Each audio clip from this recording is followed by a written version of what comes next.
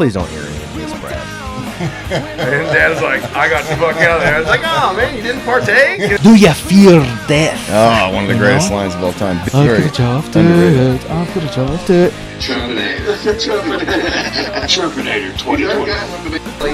Making me 30 sides of red sauce.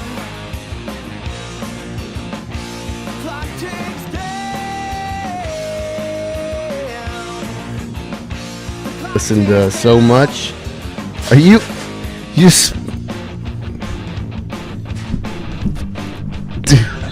That needs two, motherfucker.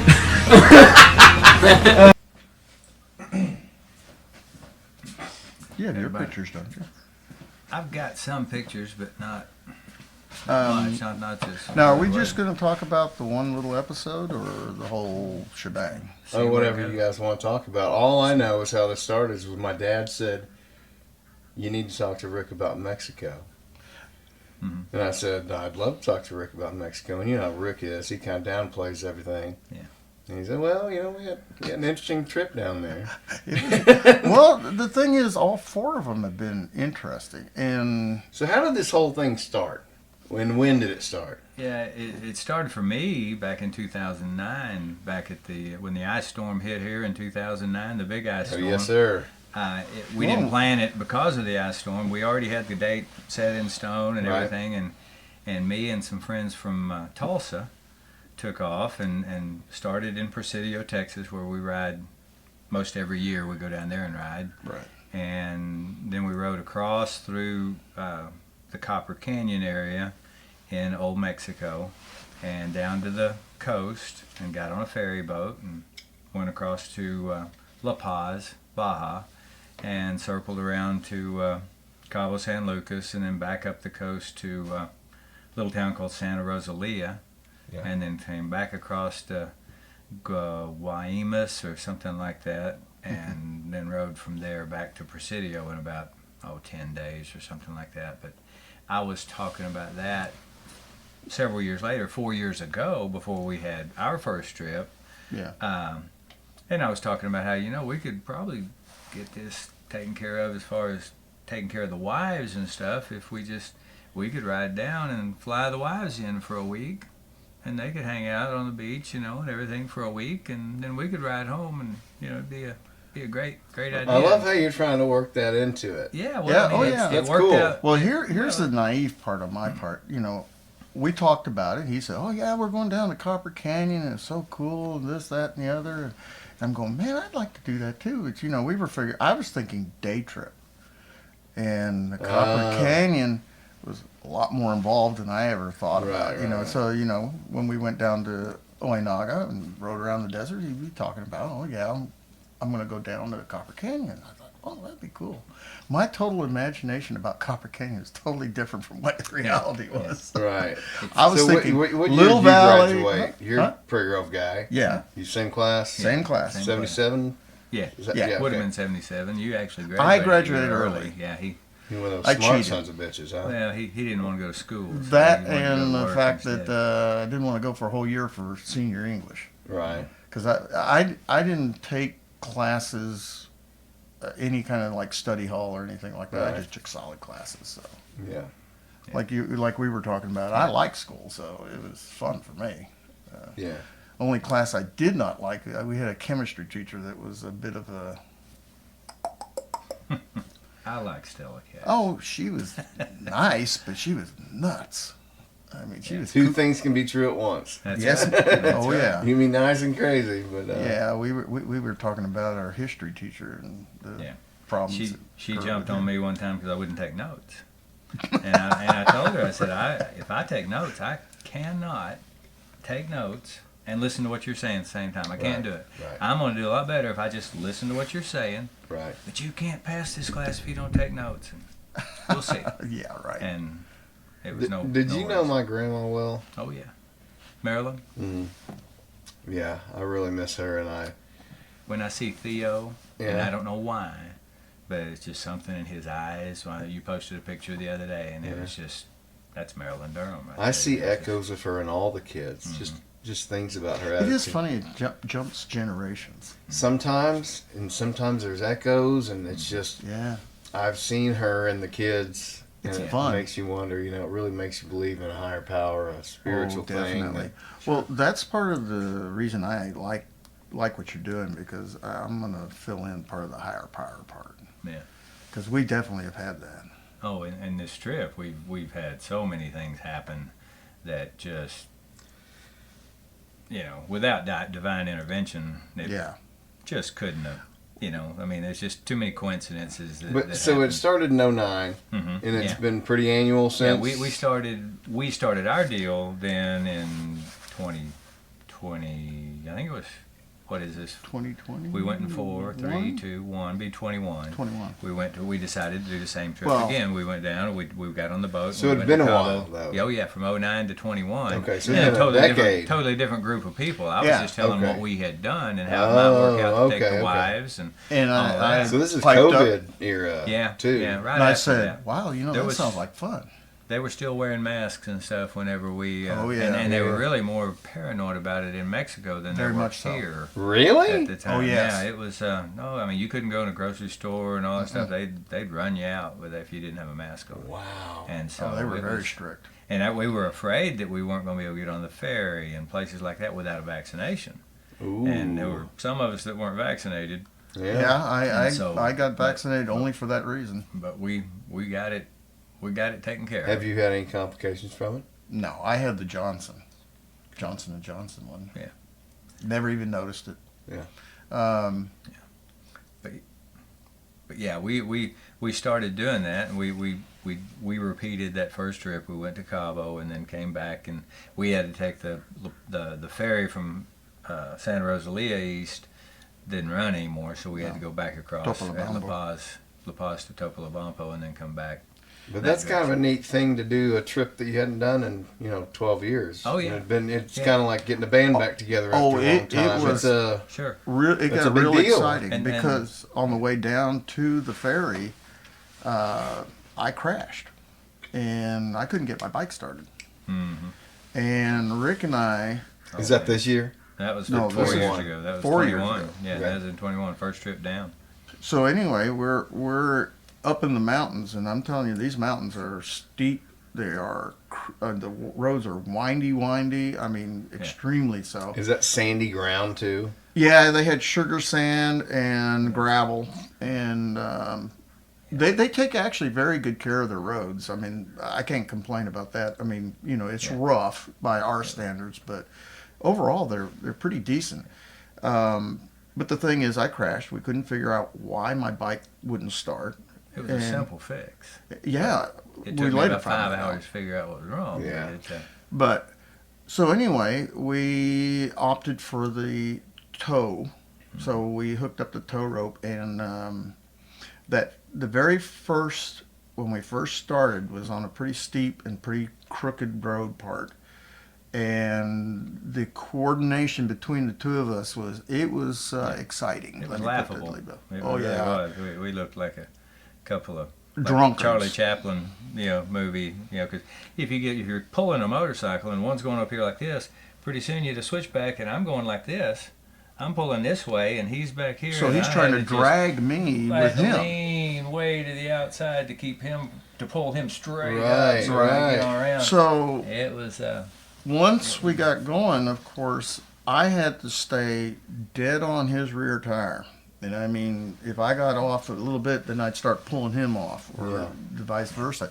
We did this for 30 miles. Well, what we This would is do in is 2021. this Yeah. is 30 miles. Yeah. You had to get towed. Yeah. he towed me up to the top of a hill, and then we'd disconnect, and I'd roll down. Right. And And while, then we push. while we're doing that, there's 3 of us back here, and there's 5 ahead. And one of the guys stopped to wait on us. Right. And he's waiting on us because there's an intersection here. We Key don't have the intersection. GPS tracks or anything like that. The key intersection, and he's sitting there waiting. And pretty soon, this guy comes up to him and says, "You cannot wait here." He said, "Well, I got 3 amigos that are coming," and says, "I don't care. You vámonos," And he's got a machine gun, so. Yeah, we went ahead and he moved. I was kind of upset when I got in. I said, "Man, what's the deal?" Because I get to this intersection, we're pulling. We don't know And whether to I go don't know which left. way to go. I don't want Right, to pull so him the wrong direction. So we And, literally had to walk down the road to see if there are tracks going to the left or tracks going to the right to determine which direction to actually go, because we have crude maps, but they don't show these roads because these are extremely back country roads. Yeah. We got lucky and guessed We got right. lucky. We guessed figured out right. that they went right. Yeah, we guessed right and ended up in the town. and But stayed here's at the funny hotel. thing. The guy with the machine gun was nowhere to be found. Yeah, when we got there, he'd already long gone, but he didn't want somebody sitting there watching what was getting ready to happen. Yeah. That's what it amounted to. We were on a trade route, let me put it that way. Yeah. So we made it into the hotel that night and ended up getting his bike fixed the next morning. And I tried everything, and it ended up, you overlook the obvious. He had Simplest fallen, and that's when it quit. And it had pinched a wire right there on his kill switch and shorted his kill switch We didn't out. see it. And after I was getting ready to start cutting wires and just energize his fuel pump, because that's what fooled me. I hadn't checked his spark, but I knew his fuel pump wasn't energizing. And I thought, well, we got to have energy. We got to have fuel. So I was actually just gonna wire it direct where the pump was on. And we only had 100 miles, but we needed to get to the ferry that day. We had 1 day to get there. And at the last second, I said, well, let's disconnect the kill switch. And sure enough, that fixed it. And I've been tired in my life, but I was toast. And I mean real toast. When I walked into that motel room, I was not in very good shape. Because I had been pushing, pulling, riding, being pulled, and for 30 miles. yeah, it was real mountainous. So when we got to a downhill, we said, well, let's just cut loose and let you coast down the hill. Oh. And we'd hook back up and pull back up. And one of our friends, Ryan, chose to ride behind me to provide light, because the engine wouldn't run, so I didn't have any light. And I had tied my flashlights on the front, so I had very little light. But he goes, he thought I was crazy because I was going around the corners like a madman. He said, I had a hard time keeping up. And I had no power. And this is 21. That's 21. And then you guys decided to go back again. Yeah. Yeah, the next second year. Because that year was so fantastic, you had to go Oh, back. yeah. Oh, yeah. It was, Now, it we was- chose to go to Mazatlan. Yeah, the ferry was kind of a hassle Oh, getting tell on it them and about the off it ferry. and stuff like that. We had How many we people are didn't- down there with you? There with were bikes that that first ride? year there were 6. Okay. And then Reasonable number? And then we went to Mazatlan the second year, Okay. and I think it was just the 6 again, wasn't it? No, it was Vince. No, Vince went. Well, Vince and Mark. No, that was the third next- year. That was the third year. Yeah. Yeah. Well, the thing that he didn't tell you about the ferry, though. So we get up there, and there's a process that you have to go through, and there's a line, they check you. Then you have to go up to the office and check your tickets, and then you have to pay a ferry fee. It's like a dock fee. And it's just like $1.50, whatever. Right. So we go and we pay our dock fee, and all of us get on, and I'm the last one up. Okay, so I roll up the ramp, and they're already latching everybody down, and all of a sudden we hear this, whoop! And there goes the gate going up. Yeah, Well, the we thing barely is, there was a made it. guy on a Harley right behind us. I mean, like 5 minutes behind us. And we think we're an hour early. I mean, Yeah, the we're departure supposed to be time an was hour supposed early. to be 2:00, and they actually left about 1. Yeah. So anyway, the poor guy comes around the corner, and the gate's going, and we're going, hey, what about him? Yeah, they didn't. They took off. They didn't care. Nope. He had to wait for the next one in 8 hours. But the same boat goes back and forth. It's Right. nighttime it comes this way, daytime it goes Right, back the way, and so. But So they are merciless, and we learned real quick that we had to be there really early. But we decided to go to Mazatlan the second year and had a good time there. Cabo good. San Lucas is more of a, it's almost like Southern California, especially when you get down to the beach. It's American prices and real high touristy kind of Okay, stuff, and yeah. a lot more English speaking people there and stuff Yeah, like that. more You go to anglicized. Mazatlan, it's not nearly as much. More It's, locals. it's a lot more Mexican, if you will, and the prices are more reasonable and more authentic. And just I enjoyed it really better than I did Well, our first trip to Mazatlan was also a miracle because we were in a little town, and one of the guys had found a little trail that they thought they'd like to try, and it went down through this little river bottom. And about halfway through, one of the less experienced riders, Jeff, slipped on a rock on his bike and fell over, and it broke his leg. So now we're in this little bitty town out in the boonies, and we have a broken leg. So I volunteered to go into town to go get help, some kind of help to get us out, because obviously he's not going to ride out. And so here's the miracle. The very first gentleman, I went riding into town, and he's in his pickup truck just chilling. And I go up to him and I ask him, I said, is there anybody that can help us get a friend out that has gotten hurt? I think he broke his leg. And he goes, yeah, I can do it. And he says, I've got an old four-wheeler. I can take the four-wheeler back there. And I described where we were at, because it was on the outskirts of this little town. Just a couple of miles out of that town. Right. It wasn't far. So anyway, but it's rough, it's rough trail. So we get gathered up. I get him organized, and we get the four-wheeler out, and we head back, and meanwhile they're all doctoring up Jeff. We had gotten him they had put a splint on him, and got him comfortable, got the bike uprighted, and ready to go, and I forget who did the hopscotch. We were all leapfrogging. I'd ride my bike. I'd ride his bike forward a half mile and walk back and get mine. Ride it a mile and come back a half. Right. And, there were three of us doing this kind of stuff to get him out. But what he forgot to tell you is this Mexican dude with the Yamaha blaster was drunk. Oh yeah. And so he's carrying Jeff out on his back rack, trying to be as gentle as he can, and he loops this thing out. Yeah, drops Jeff right with the broken leg. No. Oh yeah. They just, almost flipped the four-wheeler over on him. And so they carry Jeff to the top of the hill and put him back on the blaster and get him into town to the truck so they could take him to the little hospital. Now these guys were fantastic. But they couldn't. They didn't even have X-ray equipment there. No. They had to take him to Durango, which was another 100 miles. So away. anyway, they say that we don't have a doctor here, and it's just like a couple nurses, and it's a clinic style. So the nurses say, I asked if there was any kind of transportation. So I asked the guys that brought him in, would you be willing to take him to Durango? We'll pay you, He says, oh, no, my truck too old, it'll never make it.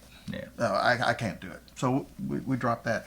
So the nurses said that, well, they had an ambulance that they could do, and they kept apologizing, and I kept wondering, why are you apologizing? He says, oh, it's so expensive. Oh, it's going to be so expensive.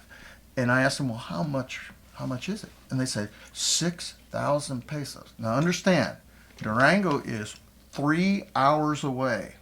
2 guys, a van, and they got to come back for 6,000 pesos. Now 6,000 pesos is $300. Yeah. Okay. I about dropped my jaw and thought, oh, thank God. I was thinking, Yeah. And I think they have socialized medicine down there. They would have fixed his leg for nothing, but it was going to be like 3 weeks. Yeah. And I said, I think I'll just fly home. And 15 days. they flew him home, and we arranged to have his bike left with a guy named Paco that we met there in Tepehuanes. Now, Tepehuanes is the next big town Yeah. close to this little town. Yeah. But Tepehuanes is where the clinic was at. We met this guy that had worked in Omaha, Nebraska for a long time. He spoke pretty good English and real nice guy. And he said, "Oh, I have a place. We can keep it." And Yeah, Jeff went warehouse. back after his leg healed. He had to drive back down there and get his bike and bring it home. So Yeah. it was adds to that. Another adventure. No, yeah, yeah. It's just So that's trip 2. That's that trip was trip 2. 2. 03 go pretty well. 03 was actually almost disastrous. We made it down just fine, and we got into some really cool stuff. But Well, we encountered a lot more cartel people. well, that was on the way back. Yeah. While we were in Mazatlan, El Chapo's son was arrested.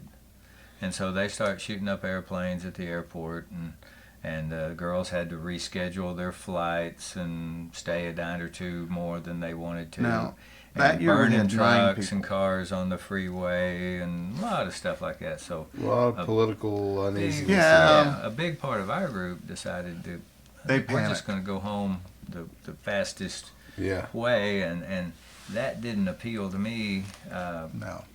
Too We tried to tell them they would calm down over a couple of days, Well, but they just had images in their minds that they were going to get murdered in the streets. and I don't think they're mad at us. No, That was no. my big deal. Was that they don't care about us. They got people they're mad at. They're going to kill, but they're not mad at us. And so anyway, the alternative for me, I did it more because I was lazy than anything. That I didn't want to ride 400 miles a day for 3 days to get home on straight roads on a dirt bike, just going brrr for 8 hours a day, and I just. So I'm going to go back the way we do it. We were going to go back through the Copper Canyon, take a lot of dirt roads, and take 5 days instead of. So our 3. group split. 6 of them went home via Durango and Chihuahua and back up that way. Mm-hmm. We went up the coast where the trouble actually occurred. Actually, right into Culiacan. We didn't go into Culiacan, which is where the What is Culiacan? Is that a that's- town? That's where the That's a airport was city. that they tried to Yeah. catch the guy. the Chapo's son? Culiacan is. So you were down there when he got arrested? Oh yeah, Yeah. But that was a major news event. that was like on Yeah. Wednesday. And And they shut everything down. The only way I found out about it, I was going to take my laundry down, and all the stores were closed. Oh, and the locals kept telling us you need to get off the street.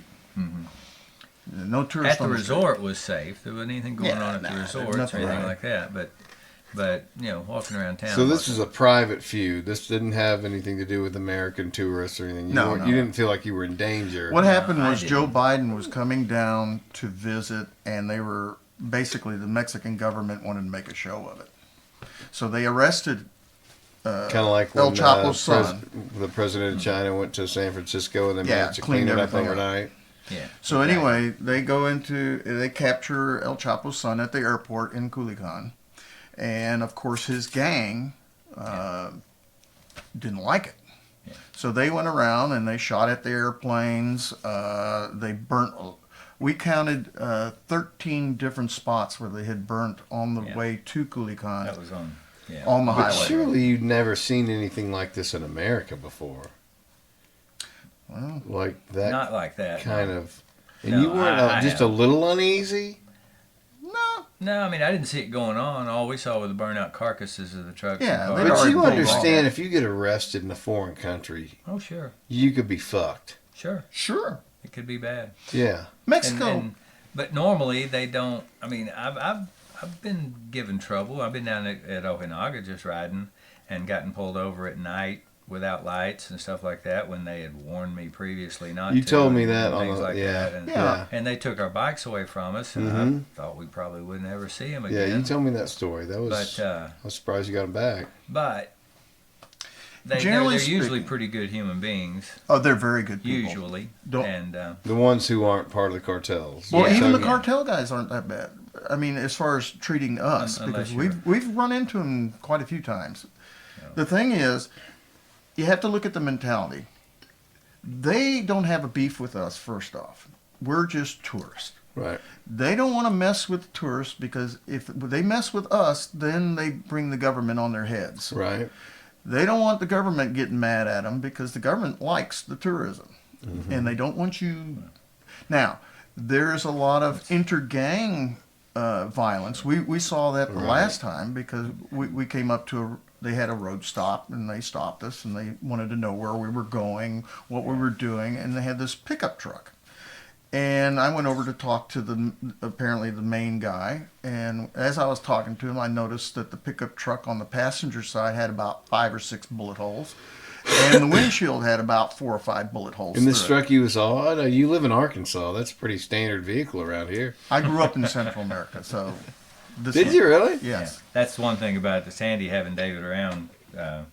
His Spanish, while it's not Perfect. perfect or anything, he can usually communicate much better than any of us can. Yeah. It's, I know a few words. It's a good guy to have around. Oh man. yeah, Yeah. It's Well, really handy.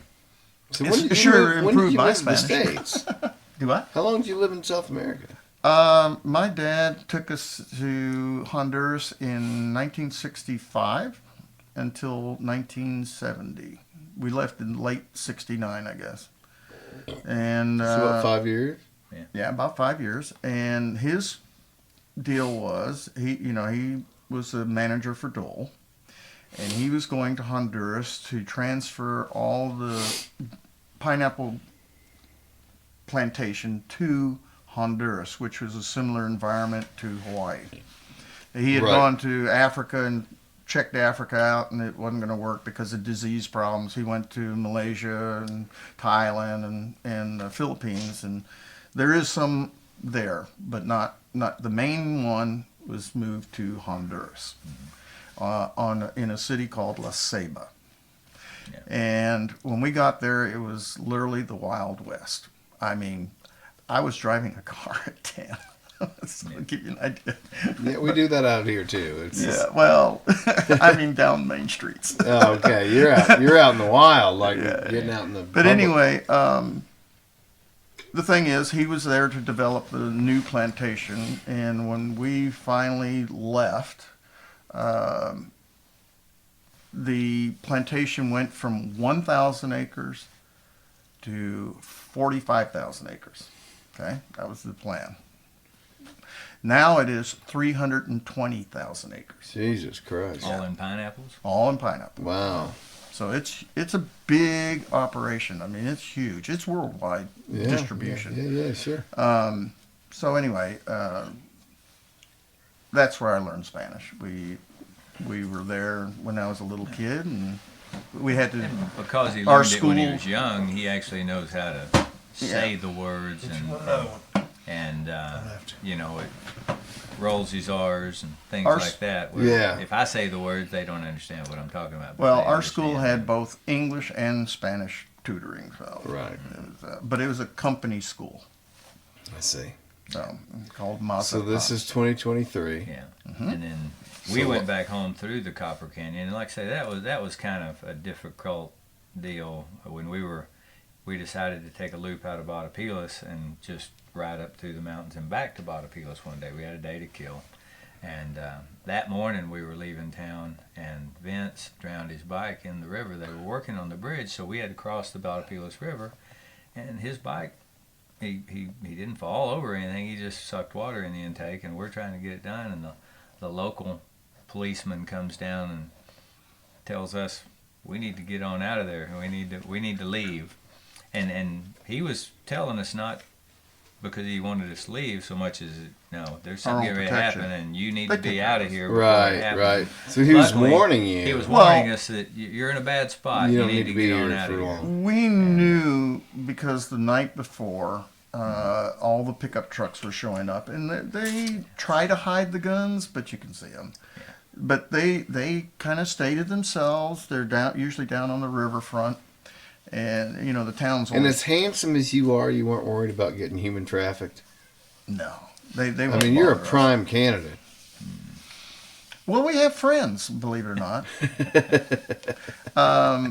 We have made friends all these times that we've gone down there, and especially Batopilas, because we've gone there so many times. They know us, literally, and they do try to look after us. Let us know if there's a big drug deal going on. Right. You can One talk of the about- things I just can't get over the why. Like, why would you do this to yourselves? Oh, you should. Oh, see it's it. beautiful. You should see. It's the worth Copper it. Canyon area. Yeah, And the it's- people are It's not a fantastic. canyon. It's not like the Grand Canyon. All Yeah. it is just super steep mountains. Yeah. And when you leave Batopilas or Eureka, it winds up this mountain back and forth and back and forth, and you'll climb 6,000 feet in 6 miles. Yeah. Jesus. And it'll be 90 degrees at the bottom, and you'll get to the top, and it's 45 degrees, and you're putting your clothes on, just in that amount of time. And the You can views literally, are so when- long and everything. It's just it's Pretty much when you incredible. hit 4,000 feet, it's like going through a bathtub, because after 4,000 feet, it warms up. Yeah. Above 4,000 feet, it's cold. Yeah. But we've gotten to see things that most people will never get to see. Oh yeah. I mean, just absolutely fantastic stuff. Yeah. We went to one little town called La Rosilla, and it's the coldest. If you Google the coldest place in Mexico, it's La Rosilla, and we found that out from Paco in Tepehuanes. Yeah. And we told him we came through, and oh, my wife's from there. That's the coldest place in all of Mexico. But we that was New Year's Day, and I hadn't had any coffee yet.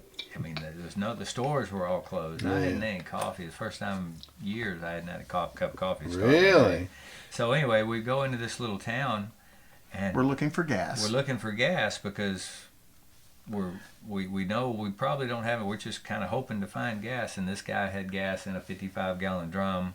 in a And shed. And he pours it into a bucket that's graduated in liters, you know. Yeah. And he pours out so many buckets in there, and then he's got this little deal that you Siphon shake, and hose. it siphons into your tank, and we all got filled up, and we stopped at a little pop shop there on New Year's Day, and we all got a soda pop, and some guy asked David if he wanted a cup of coffee, and David said, no, but I know he does, and he pointed at me, and he invites me into his home, and his wife or mother or whoever it was in this little bitty home, not as big His as mom. here, and she makes me a cup of instant coffee, and 3 little girls come out, probably about Theo's age, you know, and they're all out there, and they're all looking at me like I'm a space creature, you know. They got my vest Oh, on. they and I'm were like, man, it's absolutely. Yeah, you they look were like an so alien. it's a 35 cute. degree day, and I'm on a motorcycle. I Yeah. got clothes all on and Yeah. all this.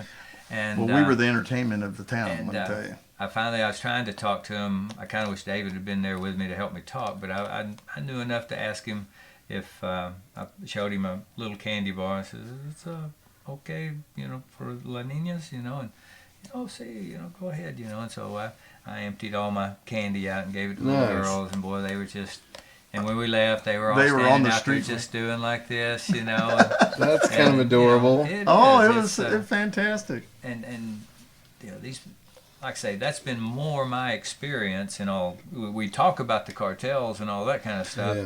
but the other 90% of the time, 99% 95% of the time, is people like that Yeah. that Well, they're just So the people are good people. oh, Just like absolutely. here, you- Fantastic. Exactly. They're welcoming. Tell 'em Just about, stay away from them. You know, stay away from those Eureka. other people.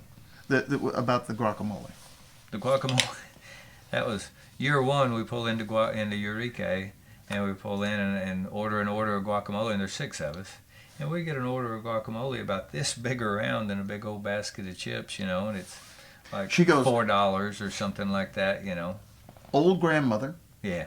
and she treats us like kids. Mm. She's, oh no, you have to eat more, and oh here, let me go get some more stuff, and oh my gosh, we had the biggest It was a big spread of food. big spread of food that you could ever imagine, fresh. I mean, they made it right then and there. They had not touched it before we got there. And trees in that valley that were just. Oh I yeah, mean, they have. they were just- I forget what the I name don't of even them, know what but kind of trees they they had are. the They're huge. ceiba tree. They had a ceiba tree, and you know it's probably 8 feet in diameter and short. In Honduras, the ceiba trees are 20 feet in diameter and 200 feet tall. Whoa. Yeah, they're big. They're the second largest tree in the world. Yeah, but that got us into there, and then this year was when we decided we weren't going to do the ferry again. We were just going to pull. We were going to drive all the way to Southern California and ride the Baja Peninsula all the way to Cabo San Lucas. We've always wanted to do the Baja And, 1000, Well, sort of. not always. I mean, I wanted to when I was younger, and then I rode some of those trails and discovered that I'm not bent for riding, you know, as fast as is required to go over the tops of hills that you can't see the other side and Sure. things like that. And you can pre-ride it. You can know where you're at and know that the road goes straight and stuff like that. But you don't know if there's a herd of cattle on the other side or a piled up Yeah. bunch of people piled up or And it happens. you know, eco-terrorism or anything else that could be out there. But I just decided I just don't know that I could race. But we wanted I to like see the riding it, terrain. but I like slowing down over the top of those hills and then going down the other side. And this is this year. This is Yes. this year. This is this year. We started in El Centro, California, is where we left our And so you vehicles. rode down there. We drove. We drove to El Centro, California. Well, yeah, right. Yeah. and then Not bikes, but unloaded, you No, no. unloaded, drove. In a put all our truck. stuff on. Yeah, you had your gear loaded and you drove. Yeah. Mhm. Yeah. And then we all suited up and geared up, put everything we had on our bikes, and took off from El Centro the first day, and dove down through. There's a real nice toll road leaving Mexicali going back towards Tijuana, and it's just up through this massive rock pile. That's all it is. There's no dirt anywhere there. We're driving through this big pile of rocks, and they've got this road that winds up through their brand new beautiful pavement. And it was really cool, and we got to the top of the hill, and then we took dirt roads across through a national park that's there in the central part of real pretty ride through there, and down to a little place called Ojo Negros, and that's where right after that we had to fix our first flat. Yep. And Before we get deeper into this story, because this is where it starts going sideways. it's starting to, yeah. Yeah. Okay. I wanted to take a quick break because this is the good shit we're getting to. What is the difference between guys that like dirt bikes and guys that like four-wheelers? There's a big difference. Like, I like to be on four wheels. I love driving four-wheelers. I love the excitement on it, but I feel more stable. There is a level of craziness in you two dudes to where you guys, you got to play at the edge, man. Mexico, dirt biking, cartels. I mean, this sounds wild to me. Like, So much of it's, to me, I don't feel like I'm on the edge. No. I stay away from the edge as much as I can. but you're a contradiction to me, Rick. Like, you're Yeah. the most wise, calm man I've ever met, but you do this crazy shit. Yeah. Well, it's a weird dichotomy in your personality. Perhaps. I How do don't you know. explain? Do you hear what I'm saying? Yeah. Yeah. Like, if you ever talk to Rick, you'd think he was Jesus reincarnated. The guy's just peaceful and I'll bet Rick will agree with me. It's a personal challenge. Well, it's a personal challenge, but I've tried to kind of It's explain fun. this, though, that I try not to, just like I was talking about on the Baja 1000 race course, where to ride that race, to do that's the edge. When you have to outride your vision, and you know that road goes straight, and if you know that if you're going to win this race, you're You going don't to know run what's on the 100 other miles an hour side. over the top of this, not knowing that it's clear on the other side. Split-second decision And making. that's something I can't make myself do. Right. And that's why I've been able to do it for 50 years. Well, And really, we do hardly any a little serious of that. injuries or anything like that. I mean, it's you know. Well, like when Clint we're doing Eastwood once enduros, said, we were doing that, but it's not quite as extreme as like what the Baja dudes do. you just But got would to know you your acknowledge limitations. that Rick is kind of a mentor around here? I mean, he's Oh, a absolutely. legend, Yeah. regardless of. Well, who even when we were in high school, there were only 5 of us that had motorcycles back then, and 3 of them were my brothers. So Yeah. it was Rick and Bill and Bill didn't have to ride to school because he lived Right. right across the street. and then there was my 3 brothers. You know, myself and my 2 other brothers, and that was it. Yeah. Motorcycles, people didn't like them. Yeah. Back then, they were considered evil. That was a new they thing, totally, right? It was kind of. The Japanese motorcycles didn't really come in. I mean, before the Japanese bikes hit in the late 60s, Yeah. you just had Harleys and Triumphs. And I stuff think like a lot that. of it comes from the fact of what was going on in California. People, you know, visualize motorcyclists as these Hell's Angel types. Yeah. You know. Yeah. And all they're going to do is destroy the town, that kind of thing. And you know, Kind of like a biker gang kind yeah, of vision. Of, we were doing the exact opposite. Honda's Yeah, yeah. Honda's advertising campaign, "You Meet the Nicest People on a Honda," that was a really revolutionary because Oh, when was now this? this was Oh, this is in the 60s. 69, 70. Yeah. something Really, like late that. 60s, going Yeah. to 70s. So And- Honda was marketing toward. Oh, absolutely. And Honda built motorcycles back then. The other 3, Yamaha, Kawasaki, Suzuki, were a little more performance leaning, and Honda was more of the every Every guy. man's motorcycle yeah. that was going to be reliable and all You that. could putt to work and putt back. Yeah, and inexpensive. They weren't doing the That big was- race thing until they started They in the ended up Elsinores getting and into stuff. it. They ended up getting into it, and when Honda decided to go racing, they went racing and they won everything they could win, and Yeah, they then were they the quit. one to beat. Yeah. They just quit after that. They built a lot of cool road race machines back in the 60s and But- stuff. But There is a definite difference between street riders and dirt riders. Oh, 100%. You know, I do both. But there is a definite different change of mind when I'm doing the street bike thing and doing the dirt bike thing. To me, the dirt bike thing is a lot more fun. Yeah, I could see Because it you know, and it does have a little bit of that you're on the edge thing going on. But it's also you're improving your skill level every day. Yeah. No matter what you do, you have to improve or you get hurt. And being on the edge is a choice, whether you're in the dirt or whether you're, and how close you get to that edge is something you make those choices.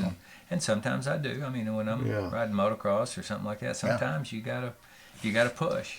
But I worry as somebody who has a dad like I have and a son like I have, where sometimes the limit is what they want to break. Well, yeah, there is that. You just got to push gently on that limit. Yeah. You can't, if you push like an envelope, you push the envelope too fast, the envelope's likely to break. Right. You know, and The thing is, you know, sneak up on it. Like, I started riding when I was really small. So, you know, 10-ish, 8-ish. Yeah. And got a taste of it. And then there was a big gap between that and when I actually started Racing. racing. And, you know, in high school I had a motorcycle. And we used to go out and piddle around. I did a couple motocrosses and we piddled around in Lake Weddington, you know, made our own trail through the power lines. You and could still ride back then. The tower. Yeah, they didn't care back then. Yeah. So, but never had done an enduro until 04. And due to All him... your life you hadn't done an enduro till 04? Mm-mm. I had not done an enduro until 04. I'd heard about them when we were in high school. I remember hearing, but they used to call them Hound and Hare. Hare and Hound. Hare and Hound, yeah. Mm. And you hear about it, but the thing is, that, you know, communications back then isn't like today where you can look up on the website and go, oh, okay, that's where they're meeting. You had to buy Cycle Magazine. You had to basically, Right, you had to right. know somebody to know where to go. I mean, I probably could have ridden with Zan back in the 70s, but I didn't know he existed. Yeah. So anyway, but... You were just a snot-nosed kid anyway. Exactly. 40-something years old. I know. Isn't that amazing? but it's in the blood for one. I can tell you that for a fact. Yeah. It's a very enjoyable way to, you know. It's very, exhilarating. Very, very, Would you describe it as mind- like a frequency that, like, just that your soul is on? Like, this is my thing. Like, for me, it's music. Like, I know that. Sure. Without a doubt. Sure. That is the thing that calls my soul. It's something that requires focus.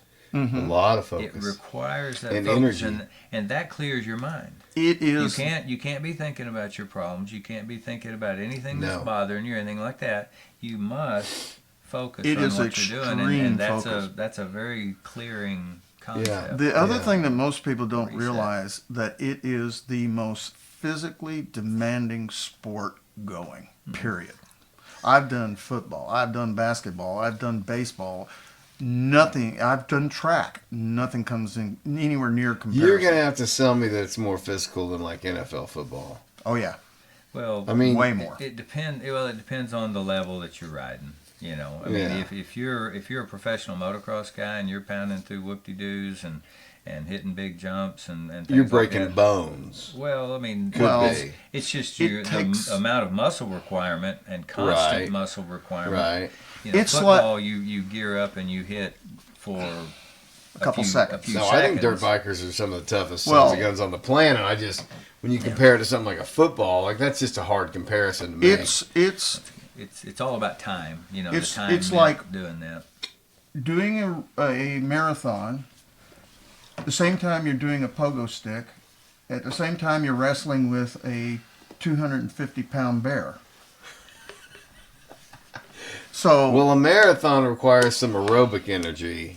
you'd be surprised how much aerobics you actually do when you're riding a motorcycle. Sure. Because Yeah. you're not sitting down. If you're doing it right, Well, you're not really sitting down. So much of everything we're talking about depends on what level you want to ride at. Sure. I can go out and ride my Well, motorcycle I'm all a day complete. Not, Well, like, I'm I'm not talking- even an and never even get tired. I've Yeah, ridden I'm twice. talking on a race level. Yeah, yeah, okay? yeah, Serious yeah, racing level. Yeah. Yeah. You're not only doing that for a couple seconds or a couple minutes in between you know, an invariable. Yeah, there's not You're much doing time it to for rest. 4 hours straight on some of the roughest terrain that you can imagine, through narrow tree-lined paths. And one simple mistake, I mean, there's a reason we have bark busters on our handlebars, is to keep our hands from smashing into trees, because Yeah, you do yeah. bounce off of trees. Yeah.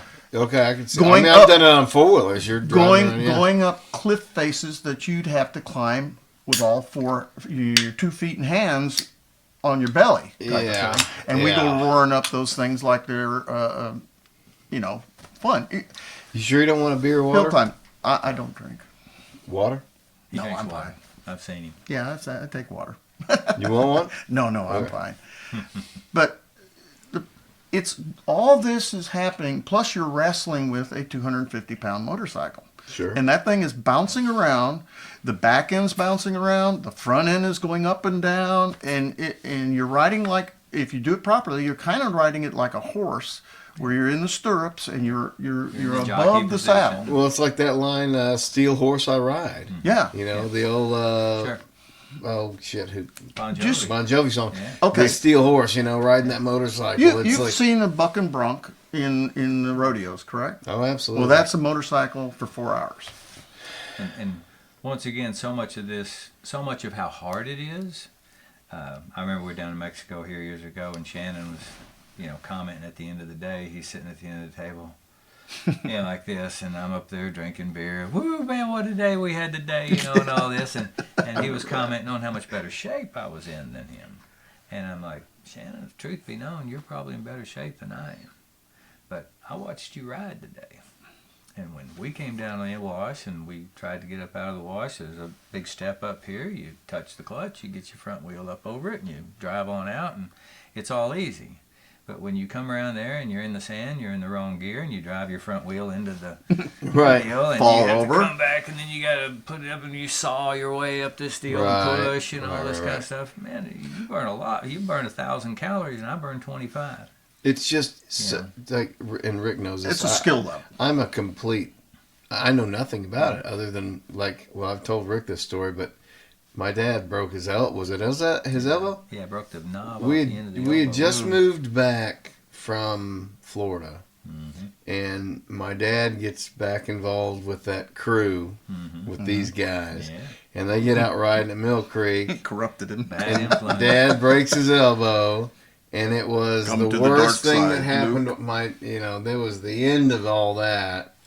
It was Mom's college money and all, and then that was the end of Dad riding. And so I'm like 5 years old, and I was like, this dirt biking shit is dangerous, man. It broke my dad's elbow and cost us all this money. Like, I just kind of grew up with this irrational fear of it. Sure. And I never thought of another thing about it. I had friends that dirt biked, and I was like, I like four-wheelers. Totally different thing. Yeah. But I just like the exploring and trying to challenge. Sure. Not the same thing, obviously. Well, Exactly it is the a same. certain amount of skill too. I mean, but it's a learning thing, Four-wheelers like anything. are a skill too. I mean, They're both a it's, skill. they I can- mean, you can get hurt on a four-wheeler. Absolutely. bad if I've you're been in not- some nasty situations and had the know-how, but I've had the experience on the four-wheeler, and I feel comfortable on it. Put me on a dirt bike, I feel uncomfortable. Well. It's too much power, it's too fast, and I just don't have that adrenaline need. I'm more of a, I like to chill, play some music, that kind of speed But is new to me confidence- and my family. But regardless of what you're doing, confidence comes from repeated success. Demonstrated success is Yeah, how Matt and you Man repeat told it that- to me, you yeah. repeat that over and over and over. Yeah. Well- and then it's become, well, I can do 100%, that. I know yeah. I can hit that tree with Oh, that's a the fact. dog. But And- you have to have at least some desire to do it. Oh, yeah. Yeah. It's freedom, really. Remember like when you first got your first bicycle, and all of a sudden you can explore miles away. Yeah. Just don't tell your mom. But it's that freedom, where you can go places that the average Joe misses out on because. Well, you I'm can't do starting it. to understand it because you met Theo, obviously. Yes, He has, it's like raising my dad. It's weird how that kind of stuff. he has the passion. Oh yeah. No, he has no inhibitions. He has no fear, and it scares Well, me. you know, And that's why I want him around Rick more than my dad because But if you watch him ride, though, he's not a big risk taker. He really isn't. I mean, he likes to go. He likes to ride. He likes, but he And it's likes learning. to stay in control too. I mean, I'm just watching him. all doing what I'm motorcyclists doing. like to stay in And you're going to control. fall down from time to time. It's well, just good to be but as padded up. somebody whose oldest son is a nerd and who's programming robotics, and my middle one's playing music with me, I feel very safe about what they're doing in life. Yeah. With Theo, he's going to be the one that's probably going to be spending more time with you and my dad than me at some point in his life. Yeah.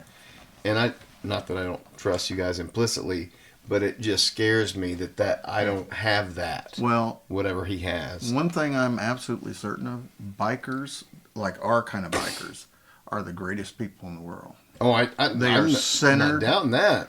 They are so centered. They're all Disciplined people. very disciplined. Yeah, you don't have get to be. you don't get the animosity that you see out in the world. I've heard some people out there talking shit to each other, though. I mean, guys are going to get, and that's fine. That happens in everything. Football, life. Yeah. I was out at Mill Creek one time, and some guys came back from a ride, and they got into a yelling match and stuff, and then it was over, That's pretty rare. That's... I think I remember that. Yeah. One of them left him behind. Or Yeah, something like yeah. that. Oh, yeah. well, Yeah. Yeah, but it was just shit talking, and that's normal because that's in a band, that's in life, They were that's in from a family. Oklahoma, so. It They were from also, Oklahoma, so it's okay. But- Oh well, fuck, yeah, man. it is a very common sense sport. If you don't have common sense, you're going to get hurt. Well, it's unforgiving. It really Yeah, is. it's very unforgiving. And surprisingly, like in my case, I've only been really injured one time. I mean, seriously injured. I broke my wrist. First year in Mexico. Yeah. We were down in Oinaga going down the main wash. We were 15 miles in. There's a bridge. They call it Bridge to Nowhere. It washed, both sides get washed out every year, and they finally gave up on this poor thing. Sorry. Beautiful bridge. Yeah. Very modern, the whole 9 yards, right? I'll never figure out why they built it there, but I it does have nothing. no It's clue. just a bridge out in the middle of nowhere. But the dust was heavy. I was about the third person back, and I decided to go to the right-hand side. Everybody else went to the left-hand side. Well, the right-hand side had a big ditch before the thing, and I miscalculated, and I came to a nice one-wheel wheelie right up to the hole and fell over. And when I fell over, then my bark buster caught my wrist and popped it. Now, here's the fun part. Ain't nobody coming out to get you. You got to get on that bike again and ride back out. We were good to him, though. We stayed with him until we got back to To the pavement. And then we said, see you later. They turned around and left, and I was stuck going back to the border, broken wrist, doing this with the throttle. Well, part of it too is that when Max has questions about things, I feel like I can answer those questions. When Walter has things, I feel like I can answer those questions, and I can be there and be a father to him. When Theo asks me questions, it's like, you got to ask Rick. Yeah. You got to ask Dad. Like, I have no knowledge of this, and it's the first time in my life where I feel completely helpless as a parent. Yeah. This wasn't something I was into, but also what a blessing. And thank you, Well, you and Paula both. and I can assure you that I'm not going to be that guy that encourages him to do anything reckless. Oh, no. That's why I or trust. anything- or That's anything why I like trust that. in It's- going with you. Because that's a story. When I crashed an H2 Kawasaki when I was 16, and I slid from about where the new bypass is all the way up to can't think of his name now. Barney Smith's place, old rock house that sits there on the south side of town. And I slid about 700 feet That's a good on stretch, a yeah. stretch of pavement there, dressed in t-shirt, tennis shoes, and Levi's. And Don't want to do that Anyway. very often. my dad comes to visit me in the hospital, and he didn't get on me for running 100 mile an hour or anything like that. What he said he said, you know, if you want to ride 100 miles an hour, you ride it, because his bike I'd never ridden before. It was a borrowed bike. It was my friend's bike. He said, you ride that bike, 60 mile an hour for a while, and then you ride it 70 miles for a while. You sneak up on this stuff. You don't. Yeah. You don't. Wise man. You don't. One thing you I've don't noticed just about jump in you, and just in the short time we've been spending time together since Sturmfest 1, you tell a lot of stories about your dad. Mhm. And it's stuff like that. It's just kind of... He didn't talk much. He was a wasn't man of few he wasn't words. an abusive man or a loud man. He just would Yeah. drop some wisdom on you. Yeah. That generation is amazing. Yeah. But that generation was always very abusive too. There were a lot of people My that... dad was a fantastic man. Yeah, it was. I don't remember Dad ever. You being- guys didn't know any dads that were abusive? Yes, I did. Yeah. Yeah, you did. Yeah. Sure. Yeah.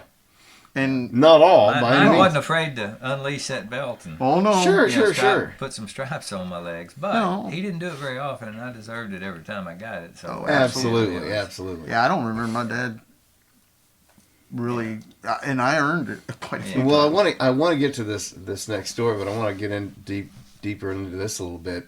When you're talking about dads, I don't feel like dads have the same tools they had 20 years ago. You know, you lose your shit on your kid and give him a yell, and then the wife's mad at you for talking to him like that, and it's like, well, they're boys. They need to know where that line is. It's a different That was- time. It was a different time, and the. But we didn't the take it philosophy- personally. Well, the No. philosophy back then, a man felt like his job was to make his sons A into man. men. Appreciate Well, I mean, where the line that- was. Well, What yeah. it took. Yeah, well, there is a line that you don't cross, but you know, a good swat on the butt never bothered. Well, I've never And you learn real I've quick. never taken it to the physical level. With me, it's a voice thing. I never Sure. spanked It's my a kid. man when I'm pissed, they are gonna know it's a Yeah. tone of voice. Yeah. It's a this is over. This is the last time this is gonna happen. By God, this is unacceptable. I And guarantee you, my generation, I spanked my daughter one time for lying. One time in her entire life. And to this day, she still thinks that I murdered her. Yeah. But my kids never got punished like I got punished. My mom, Well, that's she'd the swat thing. me in the rear. She had a favorite slipper. oh yeah, I got swatted. And you know, that was just norm. But there's a balance in there somewhere. Sure, they didn't beat me to death. When you go back to even your grandparents' generation, they were much harder people. Oh, It's all- way harder. Very, very hard. Because Well, there was it was no survival back then. It was survival. We didn't have the internet. We didn't have all this bullshit. No, It was, you had to get the crops in to survive. You had to Bingo. do all these things to live. And You if had to grow up quicker. And it was all about communication. I mean, Right. regardless of what your communication method is, Sure. it has to be communicated. And one end is you never communicate it, and the other end is you take it to the extreme. Yes. And you go communicating it way too hard and do Right. bodily damage and things like that. So Yeah. Yeah, I mean, there's none of that. if you know, I see it and I just shake my head where I'm going to count to 100, and if you don't, and the kid's just sitting there doing whatever he's being told not to do, and like, no, if I said no, my no means no, Right. and that's all you have to know. You can is- accomplish a lot with just a stern voice 100%, and I agree with that. Or a But look. but or a look. there Yeah. are women in today's society who believe that is abuse. Well, that it's- if you it's lay not. into it, I agree, it's Yeah. not. Yeah. But the divorce rate, you're seeing a lot of this now, where there are men who are still trying to be men. Men in society are not welcome anymore. Like the toxic quote, male. toxic Yeah, it's- masculinity. Has been under attack for years. That's a fallacy. and it's. You think it's a fallacy that it's under attack? no, No, it's a fallacy that masculine it's toxic. toxicity Yeah, is it's- masculine. Oh yes, I agree with you. That's a fallacy. But you would agree with me that it's been under attack Oh, for a absolutely. long time, and it is just an the unwelcome. feminizing of the male is definitely going on. I mean, I see guys dressed exactly how their wives dress them, carrying their purse and their dog, Yeah. and it's like, man, and maybe this is judgmental, but I just have zero respect for this person. Well, men are men and women are women, and the reason that we have the two is because they complement each other. But in my mind, they should be equal partners. Sure. When feminism got its rise and its power and all its money, and probably USAID money helped some of that, feminism. Well, if you're an activist and you achieve your goal, do you stop? or do you keep getting funding and keep pushing the thing? It's like the gay marriage thing. Yeah. Everybody said it's a slippery slope, Yeah. and boy, were they right. It was way slippery. Way slippery. Well, let's get back to Baja. I like Baja better. We got to do some deep dives. Deep dive. Deep dive. All right, Baja. Let's go. Well, So that's this year. that's this That was, year. yeah, just a few weeks ago. Just a few weeks ago. Yeah. 2 weeks ago. So anyway, we were in We were in a little town we spent our first night, and this was after Trinity? driving Trinity. Trinidad de Valle. Yeah, the Valle. Which is the Valley of the Trinity, is where we were. Not a single paved road anywhere. I mean, the pavement Even went in through town. I mean, there was one highway from one side to the other, but once you got off the pavement into town, it was all dirt everywhere, and big, silty, dusty dirt. And we stayed at a pretty nice little hotel. Oh yeah. But we got kind of a late start that day because I'd left my key on, and that didn't take us very long because I had a spare battery, and I just slipped a spare battery in there, and my old bike didn't have a key. I didn't had to find a bolt. Didn't have to use a key at all. But then I looked down at David's bike. It's got no bolt on the front sprocket, holding his front sprocket on. So that's not going to work. So I walk over to this place where a guy's got some old junk cars and stuff, and ask him if he had any bolts laying around. And he said, "No, let's go around to the grocery store." So another 2 blocks and walk over there, and they're looking other places around. We town. got told to go the other direction, so we're going halfway through town, and we realized I don't see what they're talking about. Yeah. And then we asked another gentleman, and he says, "Oh no, it's back over there." So they'd already been to the grocery Yeah. store. I went down. I found a bolt We and found some it. washers and stuff like that. Got that all done. But Jeff was the one that was putting it all together. Jeff Nethery. He had put the whole trip together and worked really hard on putting Very our good. route together. Very good route. But he said there's supposed to be a gas station out here about 20 miles, and we'll stop out there and we'll fill our spare containers up Right. and refill our bikes, and we'll be ready to go for the day. Good idea. And a better idea would have been to go ahead and go back up to the top of the hill and spill all our spare containers up and our bikes again. The thing about Mexico, gas stations are far and few between, and they may not be where you think they are. We got out there about 20 miles in, and the station wasn't there that he thought was going to be there. So it wasn't so much that we'd burned 20 miles worth of fuel, but we didn't have our spare containers filled up. I carry 3 liters in my vest. He carries a couple of liters in his vest, and one of the guys got a 1-gallon armadillo bag that he carries, and this is just extra fuel. And Jeff looks at me and says, it's like 120 miles from there to there. Can you make that? And I'd have filled up. Yeah. I can make 120 miles, I think. And so And I think have- we can make it. I have the large tank. Yeah, he's got another gallon on top of what we had. He had a 4-gallon tank. We That had a was our 3-gallon spare. tank.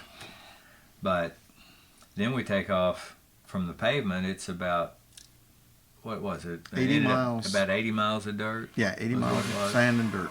80 miles of dirt, and it it starts off pretty good. It's just a road, and we get down here, But it's sand. and really it was starting to get kind of bad, and we had 2 guys with us that were kind of struggling a little bit with the sand. They just hadn't ridden in sand much, I guess, and when your bikes are loaded down, you got weight on the back Yeah, and everything. yeah. It makes it a lot harder. Me and David and Jeff Nethery were not having any We're kind of trouble with our experienced. bikes. We've ridden a lot of stuff, but anyway, we got to this one point, and had we checked the map and everything, we could have sent the 2 that were struggling on the road straight into San Felipe, and they could have rode the pavement down and met us where we came out, and that would have been That would have been a ideal. great option. Right, we could right. have done that.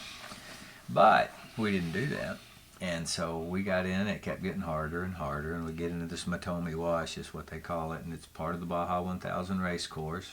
So 500 machines have ridden over this Yeah, thing. and it's all whooped out. Chewed up, and Tore sand. up, soft. Dry, soft sand, deep Powder. just driving through this stuff. And there is an art to riding in this Oh, stuff. yeah. Well, We sat there and we're taking these long breaks. We're taking these long breaks because these guys are struggling. I finally looked down, and we got a late start anyway, and it's starting to get late. And I said, guys, this is this is kind of hard, I know, and I know you need to, catch your breath every once in a while, but this is going to be even harder once the sun goes down and it gets dark. Yeah. Right. And I didn't even think about at the time that the gas station that we thought was going to be at the highway was probably going to close, by the time we got there. Yeah. So we all took off that way, and Jeff Garrett, the guy that broke his leg in our second trip down, he's there, and he perks up, and he's like, man, I get it, and I don't want to be out after the dark. And so Jeff takes off, and David goes with him. I said, stay with him. If he falls, pick his bike back up, save his energy. He's already exhausted. We're gonna go. So Jeff and David take off, and I'm helping Ryan and Jeff come along. We're kind of leapfrogging his bike down to get down to a place where he can ride, and we do. We get to where I think he can ride it from here, no problem. And let's get him on. Let's get going. And so I take off to catch David and Jeff. Right. And, so he's about a half an hour behind us. Yeah, and that was the next mistake, because I should have never gotten separated from the other two guys. Mm-hmm. They had GPS coordinates, and I didn't. I'm in the middle of this. There's two guys in front of me that have GPS coordinates, and two guys behind me that have them, but I don't have them. And so I'm riding down this wash, and at first it's real easy. There's no options. You're just following the wash down the deal. And then we get down there, and it kind of spreads out and fans out into a flat bottomland kind of deal. Oh shit! But it's still going to funnels back down, and I'm on the Baja 1000 course. So I'm thinking this has got to be the route that they've got logged in for us to take. And it goes down around this one last mountain and bends back. But it kind of bends back north around this mountain, and by this time it's dark. And I'm navigating by, well, my compass and my phone did work, and that helped, and it kind of allowed me to orient myself with the stars and stuff like that. Yeah. But I knew I was heading back north, and I knew I'd been heading south all day, and now I'm heading back north, and I'm not sure I'm on the same tracks that they're on. Right. I just don't know. And so I turn around and go back. And there's no service or anything? No, Oh, no. No, not even anything. The only thing that worked was my compass. Have you ever tried taking walkies? It'd be a good Yeah, idea. we've seen other people do it, and they didn't work. A sat phone would be the way Yeah, to go. about the only way. Here in a few years, we'll all have Starlink, and we won't have to worry about it anymore. So anyway, That's right. But I go back about 3 or 4 miles, and I start going north again. I know this is the way I came, and I'm very confident that at that point I was going the way I needed to be. So I turn around and go back to about where I turned around, and I look down and I got about that much gas. And I'm like, man, I'm not going to make it. I would have made it onto the highway had I not turned around and went 6-8 more miles, that I shouldn't have gone. So anyway, it's dark, and I'm all by myself. I'm out of fuel, and I'm out of water, and I've got some food. So I get into my bag, get my flashlight out, and put all the clothes on I could think, because I know it's not cold yet. Because you're out there all alone. Yeah. Mm-hmm. Yeah, in the middle of nowhere. In Mexico. Mm-hmm. Yeah, which Matomi Wash. there's nobody else around. It doesn't matter where I'm at. I guess. But we know approximately where he's at. yeah. But Well, that's that was a my big deal. area. Was I wasn't sure I was on their tracks. Yeah. That was my greatest fear, and I never really felt like I was going to die or anything like that. But I thought, man, this could get really uncomfortable by the time somebody finds me, And so I put all the clothes I had on. Still had my riding boots and socks and long johns and all this stuff, and kind of kicked some rocks around, made myself comfortable, laid back into a bank, and just kind of waited there for a little bit. And I didn't realize what was happening behind me. Jeff was supposed to be coming along with Ryan, and I laid there for probably an hour, and finally I heard a bike.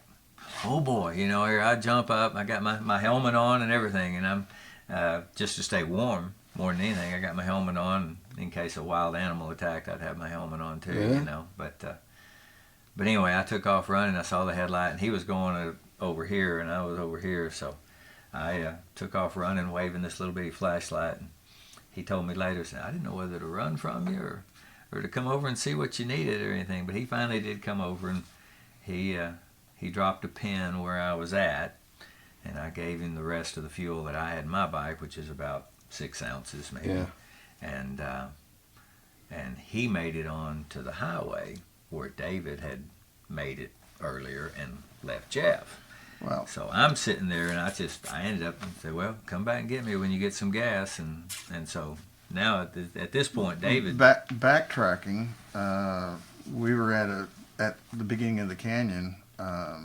Rick and I discussed the fact that it was getting late and that we really needed to hustle everybody. So, like he said, Jeff finally decided that he wanted to go. So I trailed with him. I said, hey, I better go with him, you know. Yeah. Stay in a pair, you know. A good rider with the tired rider, basically. So Jeff takes off, and he's doing really good. And we get through the canyon, and we're out into the wash now, and we're traveling along and doing pretty good. And he goes around a corner and hits some soft stuff, and the bike falls over on him, and so he's trapped. So I come pulling up alongside him, and I park my bike. I just drill it into the sand and then walk over and pick his bike up, get him out from under the bike, and I get the bike righted up because he's really tired. And so he goes and stands, and he's resting for a little bit, and we were resting for about 5 minutes. And I turn to him and I say, Jeff, I know you're tired, but it's getting really late. It's going to get dark in about an hour, and we still have about 7 miles to go. And I said, the dark will be about 3 times harder than what it is right now. And he just looked down to the ground and just goes, takes a deep breath and goes, I know. I give him credit. He got back on the bike. He was a trooper. He got back on this bike, and he takes off, and he must have been getting a little tired because he started, the wash at the widest point is probably about 2 miles. Okay, so it's pretty wide, but it's basically a funnel.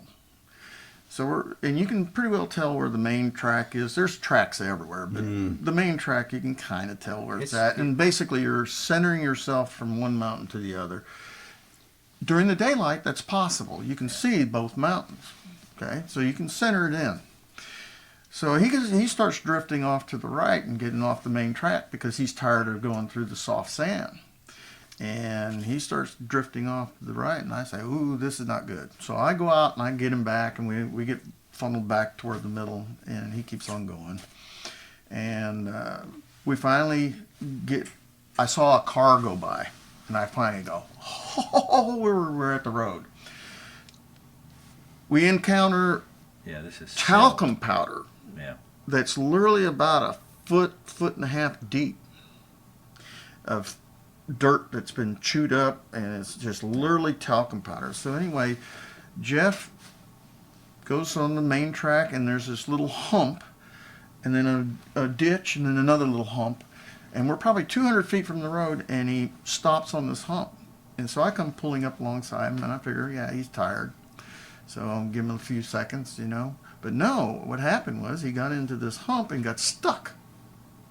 Something grabbed a hold of his bike, and he couldn't get it loose.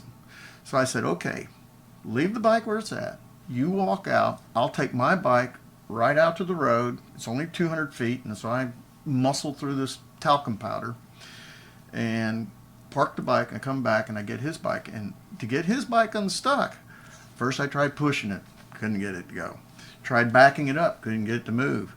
So finally I literally pulled a wheelie, had it straight up and down, and then took the wheel and just kind of pulled it back out about 8 inches. That's all it took. Put the bike back down, was able to get the bike out. I didn't realize how tired he was, because when we stopped, we figured, okay, we made it. You know, we're on the road now. We're good. And he sits down on the ground, and he's obviously tired. And he drank whatever he had left. You know, about this much in the bottom of a bottle. And I handed him a piece of jerky, figuring, you know, a little food, get him, you know, eat a little food and maybe get his stamina back up. He takes one bite of it and just expels everything. Yeah. I mean, he was that bad off. Just gave it all up. So I thought, oh, I didn't realize he was that bad off. And then he started cramping. First it was his hands, then his arms and legs, and so he's now in a fetal position, cramping. Both legs, both arms, and he can't move. He's on the ground. I got a picture of it. And by this time, it's now pitch black. It's dark. I mean, pitch black. There's no moon. The stars were amazing, but no moon. The mountains that I was talking about, you couldn't see them anymore. It was just blackness. And so I decided, well, maybe the other guys, about a half an hour had gone by, and I said, maybe the other guys are out somewhere else along this wash, because again, it's about 2 miles long. So I took my bike and I rode up and down a couple times to make sure that they didn't come out somewhere else. And then I took the bike and I thought, well, maybe I could help them out because I got really bright spotlight headlights. And so I went up on a mound on the dirt and pointed it toward there and honked my horn, 5 or 6 good times, and revved it up so they could hear, and nothing. Absolute dead silence. That was our communication. Yeah. Now, radio would have been nice then. Sat phones, boys. Yeah. Something like that. So anyway, I backed the bike over to where Ryan's now recovering a little bit, and he's not crying out in pain anymore. And so we got to talking, and then the next gas location was 8 miles south. Now I still had about a gallon of gas, so I thought, okay, I'll fill up my bottles, and I'll make a couple trips and refill. So I take off and go the 8 miles down highway. It's 5. Yeah, Mexico 5. Mexico 5 Between San Felipe to this and little Gonzaga Bay. This little fishing village that supposedly had gas and a gas station. So I get there, and the gas station was boarded up. I mean, literally boarded up. Yes, yeah. And I thought, oh crap. So I look on my phone and I say, well, there's 2 or 3 little towns along the coast. So I thought, okay, maybe one of those will have gas. Now it's probably about 7-ish. Getting to be 7:30. 7-ish, 7:30ish. So anyway, I pull out and I see these headlights all of a sudden just show up from nowhere, and I go, oh crap, and I gas it real hard, and I did the most beautiful wheelie you ever saw in your life. So anyway, I do this wheelie off onto the road, and I'm doing 70 miles an hour, and this car's right on my butt. And I thought, and this is single lane, so I thought, oh well, he's just being a horse patoonie. And so I speed up and I outrun him a little bit, and I go to the very next village and I pull off, and there's nothing. I mean, every house in this place is pitch black, dark. You couldn't see anything. And I thought, okay, look on the phone. What's the next one? Okay, it's about 10 more miles. So I go the next 10 miles. Same thing. Go the next 10 miles. Same thing. And now I'm 40 miles away, and I pull off into this. There's a canyon where they cut out a canyon road. And I pull off the side of the road, and I look at my map, and I say, okay, maybe there's a gas in about 20 miles. I'm figuring 20 miles. And I start to pull out, and I run out of gas. And I thought, oh, no. So I tip the bike over. I get the gas from the right-hand side over to the left-hand side. So I've got about 10 miles of range left. And I'm going, I'm not going to make it. Yeah. But I said, hey, in for $1. So I take off, and I made it just about 10 miles, and I ran out of gas. So I'm now 40 miles south of where they're at. I'm out of gas. I'm on a slight uphill, and I don't want to leave my bike on the road. Yeah. At this moment in time, the 5 of us are in 4 different locations, all out of fuel, except for one guy's still got a little fuel left, but he's got broken ribs. Yeah. Right. I forgot that part of the story. When Jeff came to get me and marked my spot and went on out, he was with Jeff at the road where David left Jeff, the first Jeff, but he had left Ryan about 6 miles. It was about 7 miles back. Back because Ryan had fallen and broken his ribs. and didn't want to ride. We didn't know they were broken or not, but he just said, I can't ride anymore. I can't do this. I might be able to ride on pavement, but I can't ride in these whoop-de-doos. Right. So Do it. Jeff basically So he said, said, I'm gonna spend the night. So he just chose to stay out there and spend the night. and we told him, he told him we'll be back as soon as we can. Yeah. So he rode on back out. So he met up with the other Jeff, and we're talking about what's going on. But meanwhile, I'm 40 miles south, and I had run out of gas, and so I'm pushing my bike up the hill to get it to find a path off of the roadway, driveway or whatever, because I didn't want to leave the bike on the road. So I'm pushing the bike, and a truck goes by, and I didn't think much of it. And about 15, 20 minutes go by, and this car pulls up alongside me and says, "Hey," in Spanish, of course. He goes, "Hey, what's the problem?" I said, "Gas. I ran out of gas." He says, "Oh, I'll help you out." And I said, "Great." He said, "But you got to put your bike off the road because they'll steal it." And I said, "Yeah." So the ditch is about 10, 12 feet down, and so I roll it off into the ditch, and I find a little bush that I hide the bike under, and you can't see it from the road, so that was good. And then they had these concrete pillars for the road markers, and one of them was broken off, so we put the road marker right where the bike was at, so we know where to stop. Yeah. And believe me, that was a good thing we did that, because it was difficult to find. It all looks the same. It all looks the same when you, especially the thing about it, it was so dark. I knew I was close to the ocean, but I couldn't see it. I knew I was close to houses. I couldn't see them. I could see maybe 10, 20 feet off of either side of the roadway, and that's it. So I saw all the signs on the side of the road, and that's about all I could see. So anyway, we parked the bike. I get back in his car, and the 10 miles up the road is supposedly a gas station. So he says, "I'll take you to the gas station." So we take it to the gas station. We pull in. We go up to the counter, and the guy is literally cashing out the till. Okay, he's literally in the little office, and he's cashing out the till. And we say, "Hey, man, we really need some gasoline." And the guy says, "Nah, come back tomorrow. I'm done." And this is about 8 o'clock now. It was right at 8 o'clock. Closing time. Yeah, closing time. He was ready to go home. Yeah. No, I think it was closer to 9 o'clock, 9 or 10 o'clock. But anyway, it's pretty late. Excuse me, it was 10 o'clock. 10 o'clock. So he goes, "Well, maybe the vendor over there on the other side of the road, there's like a truck stop, motel type thing." And he says that white truck over there sells gas. So we went over there, and he says, "No, man, I sold out. I'm totally done. I don't have any." And he said, "But there's another guy down the road where Highway 5 and Highway 1 come together. There's a T there, and he has a mobile home there. And he says he sells 5-gallon drums of gasoline. He'll have gasoline. 26 more miles."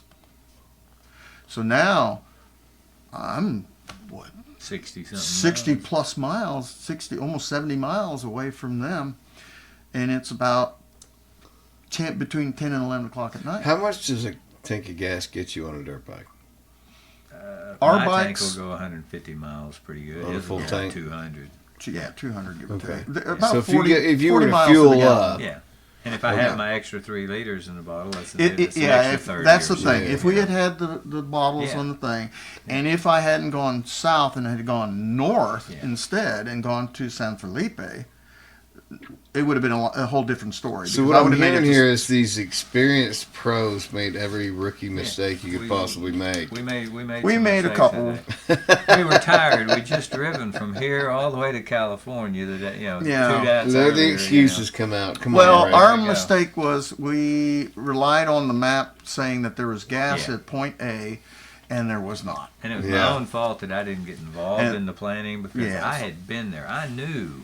I'd been there with Jonathan And- 6 years earlier, and I knew there wasn't any gas on Highway 1 Yeah. across, and I knew there wasn't any on 5 from San Felipe to Gonzaga Bay. That So was it the ain't only- like America where there are No. gas stations you can Oh, just no. throw up. No, I later found out the gas station at the little fishing village had been closed for 2 years. Yeah, and I don't remember it being there 6 years ago. When So Yeah. in the moment while this is going on, like, are you panicking? Are you just No. trying to? Are you just cool? Just like, hey, we No, just gotta get resigned. through laying there with my helmet on, looking up at the stars, and there was a new moon. There was absolutely 0 light pollution, 5% humidity. You can see the stars like you've never. I can remember Oh, it's beautiful. Grandpa Pat Yeah. talking about camping with Len Wetzel and some guys out, and they said, "Man, when you're out in the desert, you can just see the stars and all that." Oh, that's very I true. thought about that while I No, was no laying light there, that pollution. There it was. You Clear could as see a bell. every star.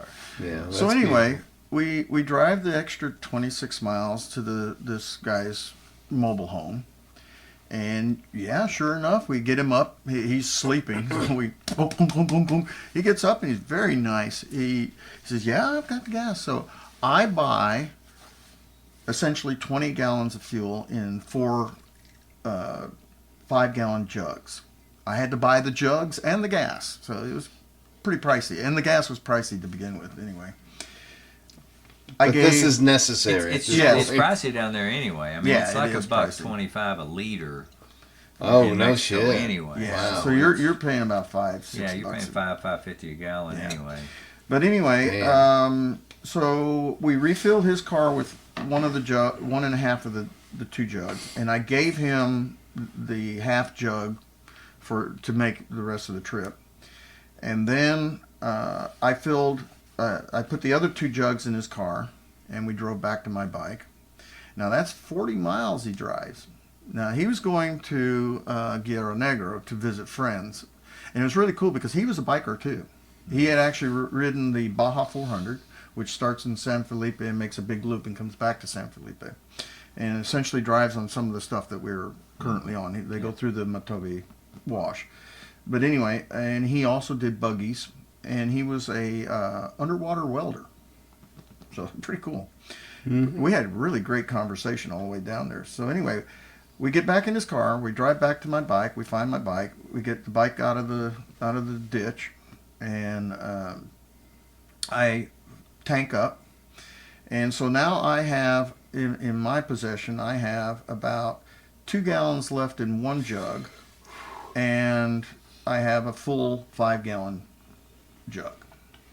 And I tied the half empty on the back of the bike, just on the side of the bike, and then I put the other one in between my legs and rode the 45 miles back to where Jeff's at. Well, on the way up there, apparently my tire has eaten through the jug. One of the jugs. One of the jugs, the one I'm... But it was above the fuel line. So Yeah, it was above the fuel line, Oh. but it cut a hole, pretty good sized hole. It's not that big. That's what got me back to San Felipe. Yeah, was yeah. what was left in that jug. So anyway, wow. I make it with about 7 gallons of fuel, and by this time, Jeff Netherly had already made it out, and he was waiting on us, and I got back with the fuel, and we topped his vehicle off and some of the jugs so that he could go back and get Rick. Yeah. And we asked about Ryan, and he said, "Oh, Ryan hurt himself, and he's going to be sleeping out in the desert tonight." And I said, "Ooh." Yeah. So Jeff takes off to go get him. He comes back. We've topped his off. We top Jeff Jeff Garrett. Garrett's off. And instead of going south, of course, we go north to San Felipe and get a motel. Yeah. Well, did we call that night? No, No, it was in the morning. Jeff comes back to get me. Jeff Nethery comes back and brings me like 2 liters of fuel because I'm only 2 Right. miles from there, and I ride from there. And Jeff comes out on the road where everybody was, and he didn't like the road, so he decides we're just going to go straight across through this silt that we were talking about. I mean, we were riding just across. There's no trail here. We're just going straight east across to shortcut to where we were, and man, it was just deep Deep soft, powder. just raw, and you can't. if you're in a gear, your engine will pull easily. You're not going to go anywhere. You got to stay a couple of gears tall and spin that back tire as hard as you can make it go. And anyway, we finally got back to the gas and got going. But that was So we made another part of the, So we make it to adventure. San Felipe. We get a motel. We stay the night, and then in the morning we get reading breakfast, and we call the Baja insurance guy, which happens to be in San Felipe. Yeah, the So insurance company's name is Ride Baja. If you're Ride ever Baja. out there, I recommend them. Because, Highly recommend them. This guy, Jeff Garrett, called and says, "Hey man, I'm not really wanting to make a claim or anything, but we're in trouble. We got a guy injured out in the desert, and we need to get him out." And 30 minutes later, 2 guys in Jeeps show up, and they're ready to go. Let's go get him. They're excited about it. They're, "Hey, come on, man, let's go out." Are you kidding me? Oh, No, yeah, they were. no, they had these decked out Jeeps. I mean, they must have had a fortune tied up. Oh, they God. had water, Had, gas, had gasoline in radios. one bumper and water in the other bumper, you and air kidding me? compressors 3 on different these radios. Oh yeah, things he and said stuff, and- this is a common problem. Yeah. The group was called Los Dobles, which means the doubles, Yeah. and Like they're drinking doubles. mix. They're a mixed group of Mexican nationals and American expats, and they like Baja. They take their Jeeps out there, and they also do tours, where they go out and they babysit people. In fact, there's a YouTube a YouTube show that happened about a week after we were there. A bunch of Canadians, the Los Dobles, were babysitting them and taking them through the Matobe Wash, but the other direction. They did a little podcast type deal. Yeah. They were talking about all the mistakes they made. Mistake Yeah. number 1, we did this, and then They- mistake they- number 2. They made a lot more mistakes than we did. At but- least they talked about somebody. They were talking. The Yeah, same they guy didn't said, name us personally, "Yeah, but they somebody spent the night out here last you know." week. Yeah. talking And we about went, Ryan. So you got us. reference. Yeah, that's nice. us. We got referenced. But anyway, so Los Dobles, they came out with the 2 Jeeps. We come back to the beginning of the wash, and I park my bike on the road, and Jeff Garrett parks his bike on the road, and we get in the Jeeps, and me and the other Jeff had already ridden out there to get. they'd him already food ridden and out water to and go stuff like feed that. and water Ryan as best they could, or find him actually.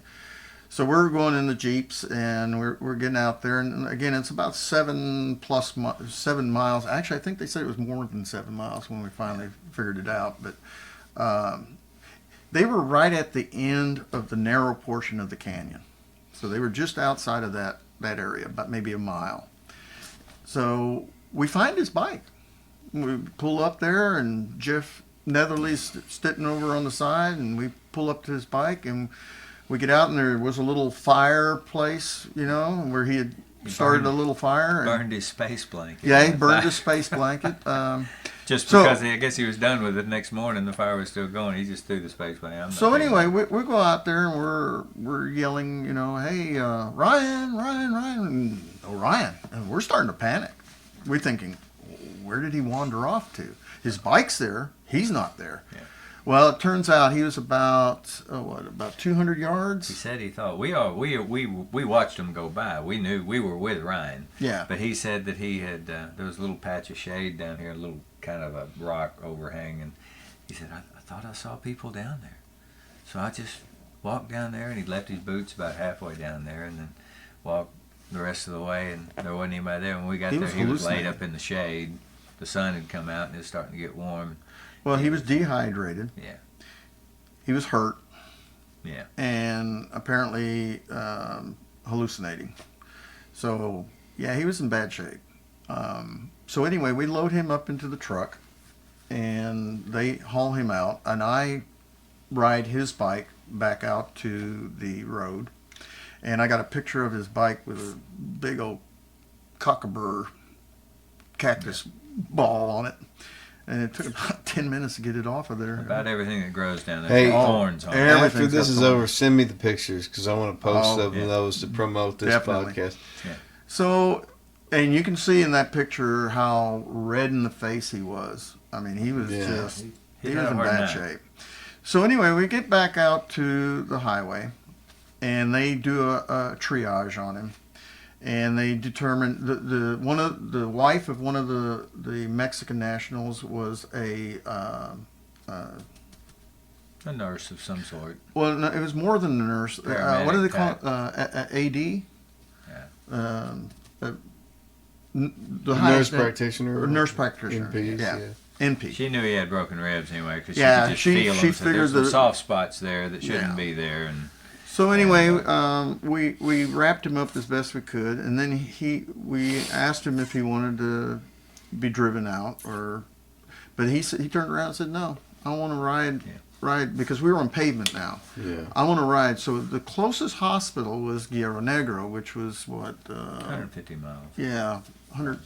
But we didn't go all the way that's what we should have done. If we Yeah. left a little earlier, probably we could have gone straight to Guerrero Negro that night, but we ended up taking a 25-mile spur out to LA Bay and spending the night there, and then coming back on that 25. So he rode 50 miles further. But I got it. I mean, he'd spent the night in the desert the night before. He wanted a hotel. Yeah. You know, Yeah. he didn't He want to wanted go to be that extra pampered a little 75 bit. miles. A good meal. No, that sort of not thing. that day anyway. So anyway, we end up in LA Bay, and he was hurting a lot, but he got fed and watered and Sure. feeling a lot better the next morning. Anyway, he was a little stiff Had a little better attitude, attitude, and but little smile on his You face. do realize you could make a movie about this. Yeah, probably. I don't know. Just throw a little deliverance in there, you know. Like, Oh, yeah. If Hollywood got a hold of it, I'm sure they can tear it up. Well, They it can was tear really it up. cool. So We could all be built like Jack Reacher, and we were all there you go. have So- you watched Reacher? I have. What do you think of it? I liked it. I like one. the new one. I like the I new don't one. like the old one. I wasn't too big a fan of the Tom Cruise. No, version. Tom Cruise was No, not the that right was person for ridiculous. Reacher. Did you ever watch 24 back in the day? Yeah, I Yeah. did. See, that's one of my favorite shows of all Yeah, time. Me and my yeah. oldest one are I've re- watching it right now. Yeah, I've Yeah. read all the Jack Reacher books. Yeah. Yeah? I'm an avid reader of that. Yeah. So anyway, we rode into Guerrero Negro and went straight into the hospital. I got to give credit to the Mexican medical system. They were very good.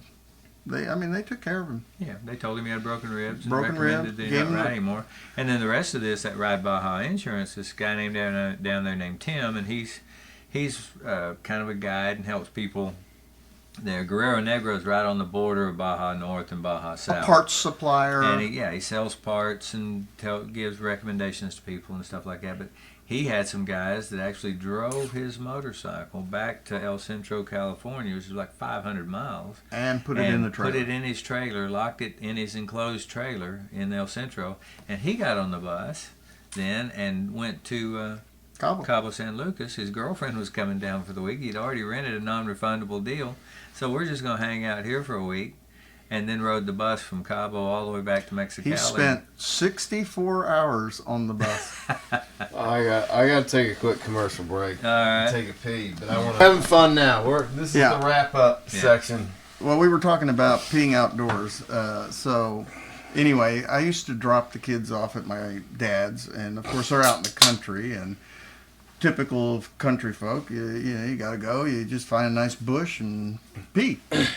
Right? Nobody around to worry about. So anyway, my son's 2 years old, and he follows Grandpa around like nobody's business, and does everything Grandpa does. And so we get him up, and we don't know this. And we come home, and we're in the middle of Irving, Texas, and highly non-rural. Yes, And, I've been in I got an uncle lives there. Yeah. Very suburbanized. Very suburban area. So we're out working out raking leaves, and all of a sudden my son just toddles over to the bush in front of the house, and there's all the neighbors are doing the same thing. They're all taking care of the leaves, and everybody's raking leaves. It was a nice Saturday, and he just drops his drawers and pees away. Oh, I got We a had story to- too. Yeah, when we had to moved out here. explain. Can't do that here. Only at Grandpa's. Well, Max was 4 when we moved out here. Mm-hmm. And it was like, Max is the greatest freedom. You can just pee anywhere. And he was just like, man, this is so great. So you just see him peeing in the yard. And we went to our in-laws for the first time after we'd moved out here. Uh-oh. And they live in a subdivision. And he gets out of the car, wiener facing the street, and just starts. I'm like, whoa, hold on. At least turn your back. Dad a little red in the face. Yeah, it's like at least we gotta have a talk here, son. Out there, nobody can see us. Like you're not exposed. You're facing the traffic. Hey, he'd be perfectly normal in San Francisco, apparently. Well, I guess. Yeah. But it's fun when we do podcasts. A lot of the ones we do with groups, a bunch of guys, and everybody will have to take a piss. And it's like, I'm taking this one. Everybody takes outside. You just don't have to worry about it. Yeah. You gotta let the ladies use the restroom. Although I've been told that my restroom is disgusting, but on vacations we've had to make emergency stops occasionally. Oh yeah. But so what are we gonna wrap up? You had something. You had something. I had this story. We were a couple of nights after, it's just 4 of us now, and we're driving on down, and we actually had some dirt later in that deal. We ended up in a little place, just La Paz is in a bay, and it's on the inside of the bay. But if you go up and around the kind of horn there and back down, there's a little bitty town. I don't even know the name of the town, but there's a place there called Baja Joe's, and that's where they had us. They had us sitting there at Baja Joe's. And there's a lot of, Canadians and Americans and stuff that are staying at Baja Joe's. There's a lot of. That's the thing about Baja that's different from the mainland is that about half the people speak English. A lot of Canadians to communicate with, whereas in mainland you might get 1 in 10 that you can communicate with. Right. Right. And then it's broken. Yeah, it's not good. But anyway, we're sitting there at the restaurant / bar and everything like that. We're sitting there, and I hear the table behind us over here talking about cassette tapes and 8-track tapes and stuff. So I'm 3 or 4 beers in, and I get up and go to the bathroom. When I come back, I just kind of stopped at that table and said, I heard you guys talking about cassette tapes and stuff. I said, did you ever see a 4-track tape? It's just like an 8-track tape, only instead of having 4 choices, the 4-track tape only has 2 tracks, really, instead of like a single of the 8-track. A 4-track was exactly like an 8-track tape, only it only had Shorter. 2 tracks instead of 4. I mean, it's 8-track because it's stereo, 2 tracks, but you had 4 choices. You had channel 1, 2, 3, 4. Okay. And then with a 4-track tape, you only had channel 1 and channel 2, which were both stereo, which gave you your 4 tracks, I guess. Right. I don't know that for a fact, but I think that's how it worked. But anyway, I say that to them, and they didn't even care about talking about cassette tapes or anything like that. First thing out of this gal's mouth is, "Where are you from, anyway?" My speech betrayed me, and they could tell that I wasn't from around there. And I said, "Well, I'm from Northwest Arkansas," and she goes, "What part of Northwest Arkansas?" I said, "Well, I live in the Fayetteville area." And she says, "Well, I live in Combs." Yeah. And I said, "Well, if you live in Combs, you probably know where Perkinsville is then, don't you?" Which Perkinsville is where my place is. I mean, 50 years ago, that's Ashley's great family. Her whole family was from there. Yeah. And at that time, they owned the whole valley. Yeah. I mean, they'd homesteaded it years ago. And only somebody who lived around there would know that. Yeah. And when I bought my place, reading the abstract on that place was so cool because it shows where they homesteaded it and where it went back for taxes, and they had to come up with $4.12 to redeem 2 sections of land, and that was a lot of money back then. Yeah, back then I'm sure it was. I'm sure it was a tough deal. But anyway, she gets to talking and she says, "Yeah, I'm gonna be buried there in the Combs cemetery up there," and she pulls out her phone, shows me, her plot where she's going to be buried and all that. Get out of here. Yeah, and she says, it's not, wait a minute. Yeah, and then she says, the punchline's coming. Yeah, and she says, "You know who Orville Faubus was?" I said, "Well, yeah, he's a former governor of Oregon. He's who they invented term limits for." So that was my uncle.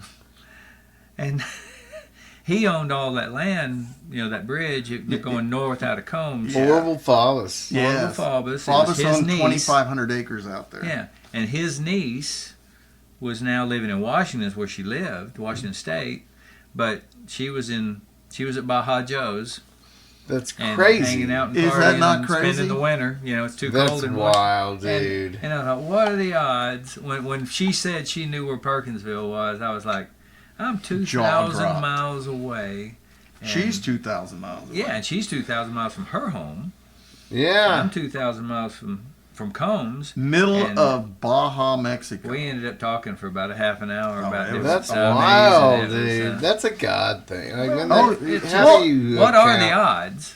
You know, That's one of the things that I Astronomically low. wanted to bring across is the fact that, despite all the mishaps, I truly believe God was with us, because what's the likelihood of somebody stopping to provide me a ride to go get gas that is also a motorcycle rider in the middle of absolute nowhere, Baja, California? that's willing to That's willing to go 100 miles out of his way. spend 3 hours of his time. 3 hours of his take him down time there and helping back. us.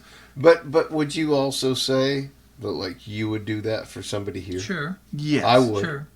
I've helped people that have taken way more time than I thought it would take. But Whether you I think believe good in people karma, are good people. Whether you It's believe just- in karma or whatever it is, the thing Yeah. is, it's almost 10 p.m. in the night.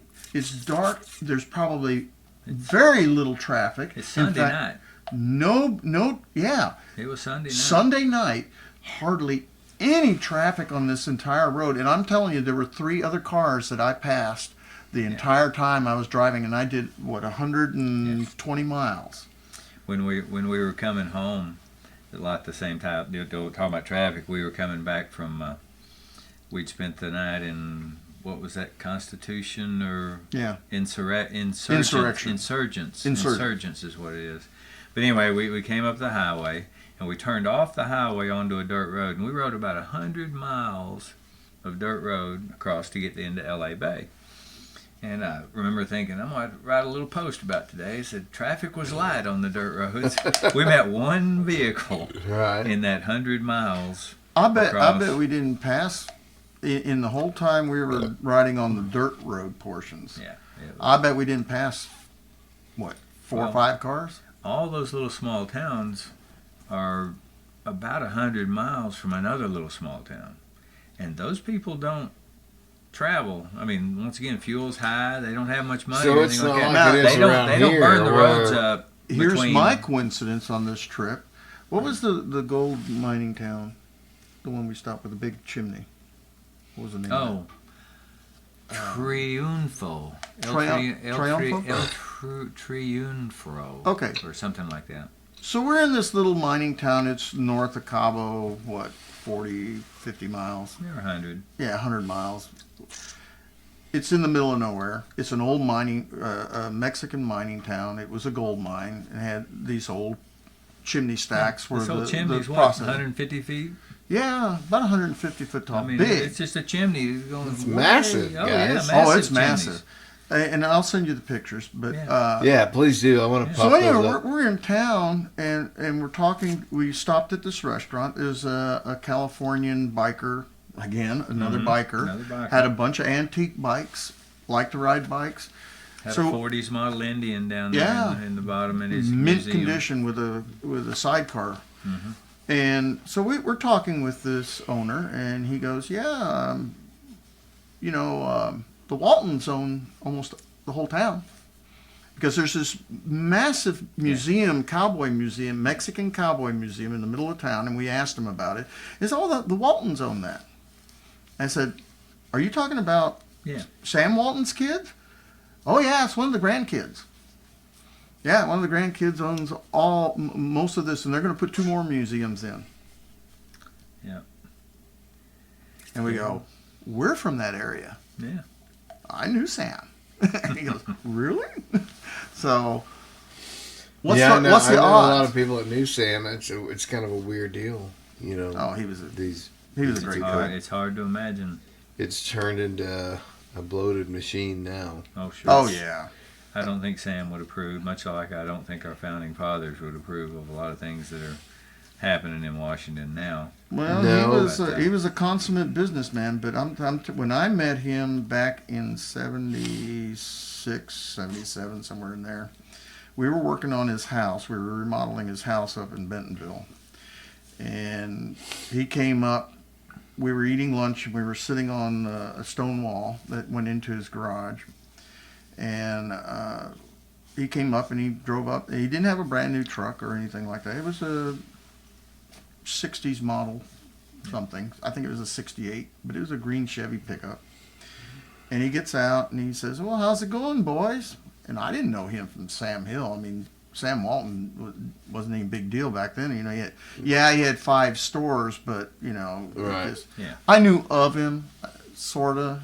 He wasn't the legend He wasn't today. Yeah, Wasn't the mogul world's at largest that time. retailer at that point. right. No. You know, they had 5 stores. I remember the fact that he had 5 stores. He had a couple in Fayetteville, one up in Joplin, and one in Bentonville. So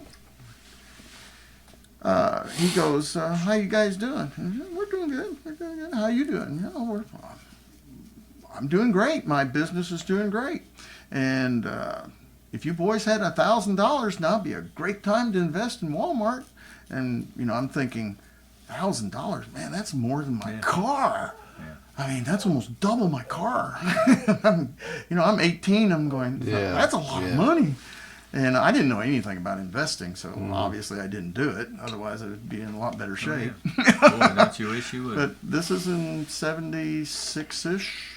And he was he was very nice. He was very pleasant to be around. Treated us very well. And that's the only one time I ever met him, so it was Well, I pretty want to cool. ask you something. You're a man of faith, right? How do you reconcile the way things are going now with your faith, and like, how do you think? Are you optimistic? Yes, I am. I think the truth will eventually win out. What is the truth? What do you think the truth that needs to win out is? Well, I know for a fact God exists. When I was real small, I had what people would call an out-of-body experience. Okay. I was sleeping, and for some reason, all of a sudden, it felt like I was up on the ceiling looking down upon myself, and I was told to go back. So I went back, and that's all I remember. What caused that? I have no idea. Just a fluke. So you were looking down at yourself from above. I had one of those. So It was chemically induced. We were huffing duster. well, I was about 4 or 5 at the time, so I don't think it was chemically induced in any way. Weren't doing the hard drugs No, yet. I wasn't hitting the hard drugs yet. Well, I was But- like in my 20s, but I had that same experience where my body left. I was looking down. Yeah. I could hear everything they were saying. They were talking about, should we call the police? Should we do this? And I'm just floating up, and then all of a sudden I snap back in. Mine wasn't quite that dramatic. I didn't hear anybody else, but I was in a bedroom. But I remember seeing everything so vividly from above. And so I know we have a spiritual aspect to our life. And God says that we have a spiritual aspect to our lives. And that was my first experience with it. And I have been in situations where I was desperate, and out of nowhere the money would come. And there's no way that it's We not call God that Durham planned. luck, and it might be God. I don't know, but we also have a lot of people in our lives. I don't who are- know. The timing is awful good, because at least 3 times in my young adulthood, I was broke. I owed a ton of money, and out of the blue, I received a check of something so obscure that happened a year earlier. Yeah. And I'm going, this is where'd this come from? And saved my hide. I mean, literally saved my hide. And I know God's looking out for us. On all these trips, I know God is looking out for us. And, you know, He lets us make mistakes, but He also helps us get through the mistakes. We have free will, and He's willing to let us make the mistakes willingly. Sure. But He's there. But as to- long as you have good intentions. Yes, and He's there to pick you up. And if you want to see somebody who had the most amazing faith, Margie, my first wife, now there's a true believer. Dying from cancer, miserable, hyped up on so many painkillers you can't imagine. And the only thing, and I've got a recording of it. A friend of mine made a recording. It was Shannon's wife. Recorded it as she was speaking, and the only thing that she could think of, she said she was so happy that eventually she would get her new body, and she was going to meet Jesus for the first time, and that's real faith. Well, and if you do have that faith, then you do have the faith to know that the next life will be better. Yeah. I mean, the Bible Well, I wanna somewhere ask- says that we cannot even imagine, the human mind cannot even imagine how glorious the next life will be. We don't have that capacity. Well, as a man of faith, I'm interested in your faith, Rick. Like you seem, I've been around Christians all my life, and I'll just be honest with both of you. I despise them. I think they are some of the most nasty, horrendous people I have ever met. Well, and I went through a phase where I just distrusted Christianity entirely. I'll tell you, there are two types of Christians, and I know that people are going to get mad at me about this. Two, but no, please. There are the Christians of true faith that understand that God is there for them, and then there is the ones that are what I call the weekend or holiday Christians, and who show up dressed up nice on Easter, and show up nice on Easter, and that's all they do. They don't really have they don't have the they sin all week and ask for forgiveness on the weekend types, and you can't be that way. And a lot of people use the Bible as a club. Yeah.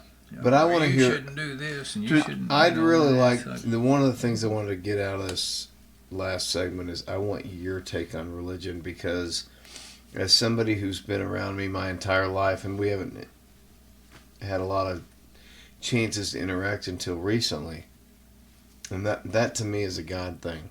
Mm-hmm. You know, I was always aware of Rick Owens and was one of my dad's friends, but I feel like God brought us back somehow because of a need. Well, God wants us to be Christ-like. And you don't want to question God's timing. The fact is, you and I could have been close when you were a child.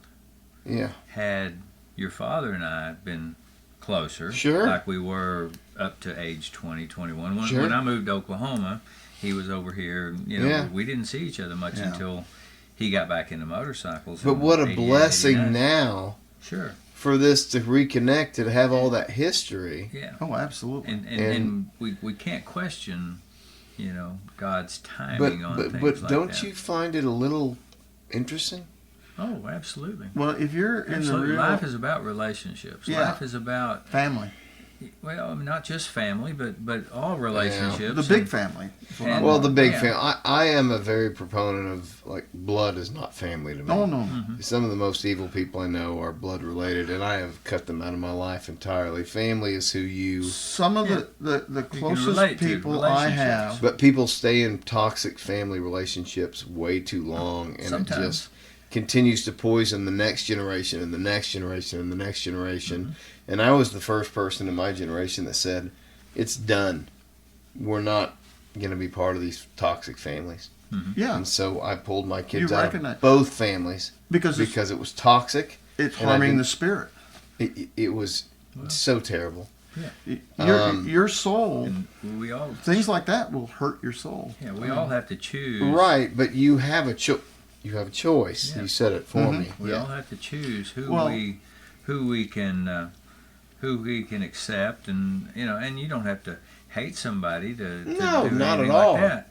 But you can say, but you can choose who to be around. That person, you bet. If this you person's become the people that you hang out with. It's surprising. You do. I mean, if you start hanging out with a bunch of druggies, then pretty soon you're doing drugs and you're doing all you come out with, and yeah.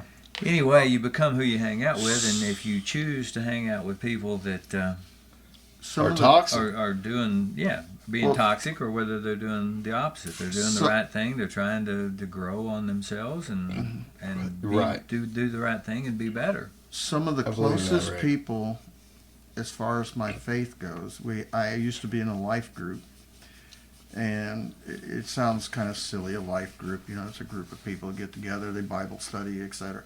But I guarantee you, if I called and asked for help from any one of those individuals, they come running like that. And we're not that close. I mean, as far as day to day, but because of that life group, those 7 years of being in that same life group, these people would turn over backwards to help me out, and I would do the same for them. And some people are way more determined about that. This story that David just told, there's a lot of people that when their bike ran out of fuel on the side of the road, you know, that might have been it. Man, I'm done. I'm tired. You know, Right, but were those people Christians? Or were they just good people? I don't know about, I don't know whether, you know what I mean? Like, you know, some people have that determination. I They know. must do the right thing. I know the I mean, man that that's- picked me up and gave me gas was a good Christian. But did he believe in that faith? Oh, Or are absolutely. you just assigning him that? No. We talked about it. in Okay, fact. okay. We talked I'm just about asking. some of that. Okay. And he was. The It was Hispanic amazing. population seems to be pretty faith-based. They're very, The ones I know mostly personally. Catholic. They're I mostly can't- Well, Catholic, he was Catholic. for Well, I sure. always feel like an asshole on a podcast that's local because I live in a bubble. You know, Northwest Arkansas has always kind of been a bubble. Mhm. You don't see racism. You don't see a lot of these things that you hear about. And so you say, that's not a problem. And This is a then, good area. you know, you can have, I had a black buddy on and he had told me some things he had experienced. It was a shock to me. Well, I had a I can lady give come you- on last night, or what night? A couple nights ago, and she's married to a black man, and she's experienced a lot of racism in this town, and it's like, well, that's really disappointing. Like, well, you know, wouldn't I have think- 6 black stepchildren. So. Yeah. It's been And grandchildren. and grandchildren. But have you experienced racism with them? They have experienced racism away from us. Yeah. But in the family, no. Absolutely not. I would never tolerate Well, no, I'm not saying in the family. I'm saying externally. Yes, they have had minor instances where racism has shown its ugly face. But I'll tell you, it's not just to the black people. Now, when I was in Central America, it was the opposite. They're They were racist toward racist white. Racist toward white people. Yeah, absolutely. And, I There's a experienced lot that of white a lot when I racism was across little. the world, if you want to talk about it. Yeah, every national group has got somebody they want to pick on, I guess. whether you call it racism or whether you just call it just simple hatred. Oh, that's what I it think- amounts to. Well, I mean, tried to it's limit it because racism and sexism True are all racism. specified. Mhm. Well, hold on. They're all specified toward a specific thing, but the root of all of it is bigotry. So I've gotten kind of Yeah. down to the root. So when Yeah. people are saying, Yeah. "Oh, you're a Trump bootlicker and you would Yeah, it do goes anything in for different Trump directions. because you're a racist and this and that," and I'm like, Yeah. that is literally bigotry. The- You yeah. are judging me based on the color of my hat, and you don't know anything about me. The people have to have somebody that they can look down on. When I was doing pipeline work out in Arizona, I was riding a bus every morning on the way out to the job site with a bunch of Navajo Indians, and they all spoke their own native language. They all lived in their little hogans, and they spoke Navajo. And they'd sit up there, and I'm the only white guy on the bus, and I'm sitting on the back, sitting next to another Navajo right beside me, and they're all laughing and carrying on, looking over their shoulder at me and all this kind of stuff. And I knew, what they're talking about. Yeah. I asked the guy next to me, Bunch of the joke. what are you, what are they talking about there? And he said, nah, you don't want to know what they're talking about. And so, anyway, the next day at lunch, I decided to tell a joke. And I went about the joke about the Indian chief and how he named the new braves when they were born, all that kind of stuff. And I won't tell the whole joke, but You sure? they he said he said, well, when I come out of the teepee and I see a flying eagle, an eagle flying over, I will call the child flying eagle. You know, if I see a bear running by, and you know, so tell me, two dogs fucking, what makes you so curious? So anyway, they thought it was the funniest thing. Oh, yeah, that's great. Let's tell me another one. But see, that's the beauty of He just. broke the ice. But Well, it's all about talking but that's just shit. it. If I had started complaining, oh, you And guys being are a talking victim. to me, you're talking, yeah, And playing being the a victim victim. card. If I'd have said, you guys But are instead- just mean, you're being mean to me, I said, no, come on, man. But let's all you get tried to along. relate to them. Yeah, you gotta get in In their a way. world. Yes. And then Exactly. That's it. That's all about meeting people on I their can- level. They will respect it tenfold more than you just. And that's the whole thing about brandishing them Mexico. with- We just blend in. Well, Well, I don't think Mexico's your problem. I think it's No. your- I'm just giving you an example. You know, you have a totally different culture, but we don't try to change their culture. We just blend in. No, but your story has nothing to do with Mexican culture. Your story has to do with chaos and some possible ineptitude and some mistakes being made. sure. Oh, sure. Absolutely. Not that. And it's like when I look at you guys, I'm like, y'all need to But need. that's part of the fun. Y'all should know what you're doing. How does this happen? The only way to not make mistakes in this life is just never do anything. Exactly. And, you know, Figuring out that's the your way it is mistake. at work. That's You know, exactly you right. see though. the guys at work that never Yeah. did anything wrong. That's because they probably weren't doing anything. They never They're did probably anything. bored to death. The thing I is, guess my thing is just the insanity of doing the same thing. Like every year, you guys have this dramatic Mexico story, and But I'm it's like, a different. well, It's a different. if you were to different ever every ask time. me to take Theo down there, I would be like, hell no. It'll be a few It's- years before Theo. it seems really. Jonathan was 12, I think, when I took him. Down Yeah. the first It seems like it's really dramatic, but it's really not. I mean, it's just a common sense kicks in. Dude, you just wrote a Quentin Tarantino movie on this podcast. Do you understand that? Like that was we stressful. left out Machete, you know. Yeah, I don't know what you left out. but- Actually, we do have a few machetes that we encountered, but that's all right. Yeah, we've had a few tense moments, but Well- nothing. And so much of that's how you respond to it. We had a If guy you come respect into them, us. 100%. We were in a little town called You just suck ass. Samachique, and we were coming through. And we saw when we rode through town this guy, you know, there A were some group. guys standing there with guns and everything. And as we rode on through town, we stopped at an intersection on the other side of town. And when we stopped to check the phone, to check the map and everything, it was just me and David. And that was the year that all the hell broke loose down there. And everybody else had gone home. It's just three of us. And when we pulled up there, this guy comes storming up, you know, in a truck, and he's got a gun. I know he's got a gun and everything. Yeah, he's got it. He He's just- got it in his lap. And I just kind of looked at him and says, Eureka? You know, like I'm asking directions. Act He said, dumb. see, Eureka, this way. And we so got to. basically saying, you know, go on, get on out of here. He asked us where we were going, and I told him we were just riding in the mountains and seeing, you know, tourism just stuff, sightseeing. and he goes, "Oh, okay, yeah, Eureka, you know, go down this way." But you could tell when he drove up, he had He an intent. wanted to know who we he were. had intent, and he was like, Sure. who are these guys? But the thing is, the consequences of getting imprisoned in Mexico could be.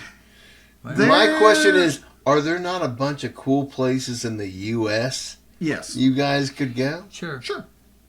lots of them. It seems like an unnecessary risk. Maybe that's because my But it- kids some are of the little. guys It's think that warm too. down there in the wintertime. Yeah. Sure it is. That's why we go down there in the winter. It's also, you know, Florida's probably got some good trails. if you concentrate on the negative, it'll always be negative. But 90, like we were saying Your earlier, story 99 tonight was a horror story, David. 99% of it is really great because you meet the greatest people. Even though we were in a disaster movie, we met the greatest people. They're amazing people, and we have friends. We have friends down there that. We got DB to Orville Faubus's niece. Yeah, that's sick. That is cool, man. the guy that he was talking about, Paco in Tepehuanes, he went out of his way to help us out. He didn't have to do that. He didn't know us from Shinola before we first met. And now we've made several trips there, and every time we come, we try to meet up with him. We have breakfast. He treated us to a authentic Mexican breakfast. And while we were having this Mexican breakfast, a little old tia, a grandma, came walking by, and she saw that we were making traditional tortillas with a wooden stove, and she comes in and says, "Oh, can I make the tortillas?" And he goes, "Yeah, sure, come on in, Grandma, help yourself." And now he knew her, and she said, "Do what you want to do." And so she goes in there and she just starts whacking away and making all the tortillas for everybody.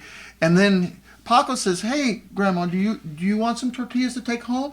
"Yes, please." And so she made herself 6 more to take home. And she packed up. She said, "Thank you very much. Thank you for letting me do it." She was so thankful about letting that's us. a different culture than America.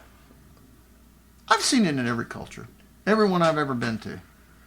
There's always great people. But regardless of what you're saying that the people you meet and the experiences you have overwhelm the disaster movies. Exactly.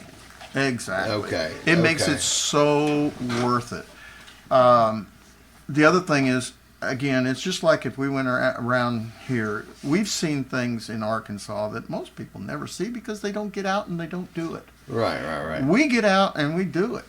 It's firsthand. We don't have to rely on somebody saying, "Oh, that's cool." We don't have to watch a YouTube to get our motorcycling thrill. We actually have done it. Mm-hmm. When we go to Oinaga, we go out in the desert.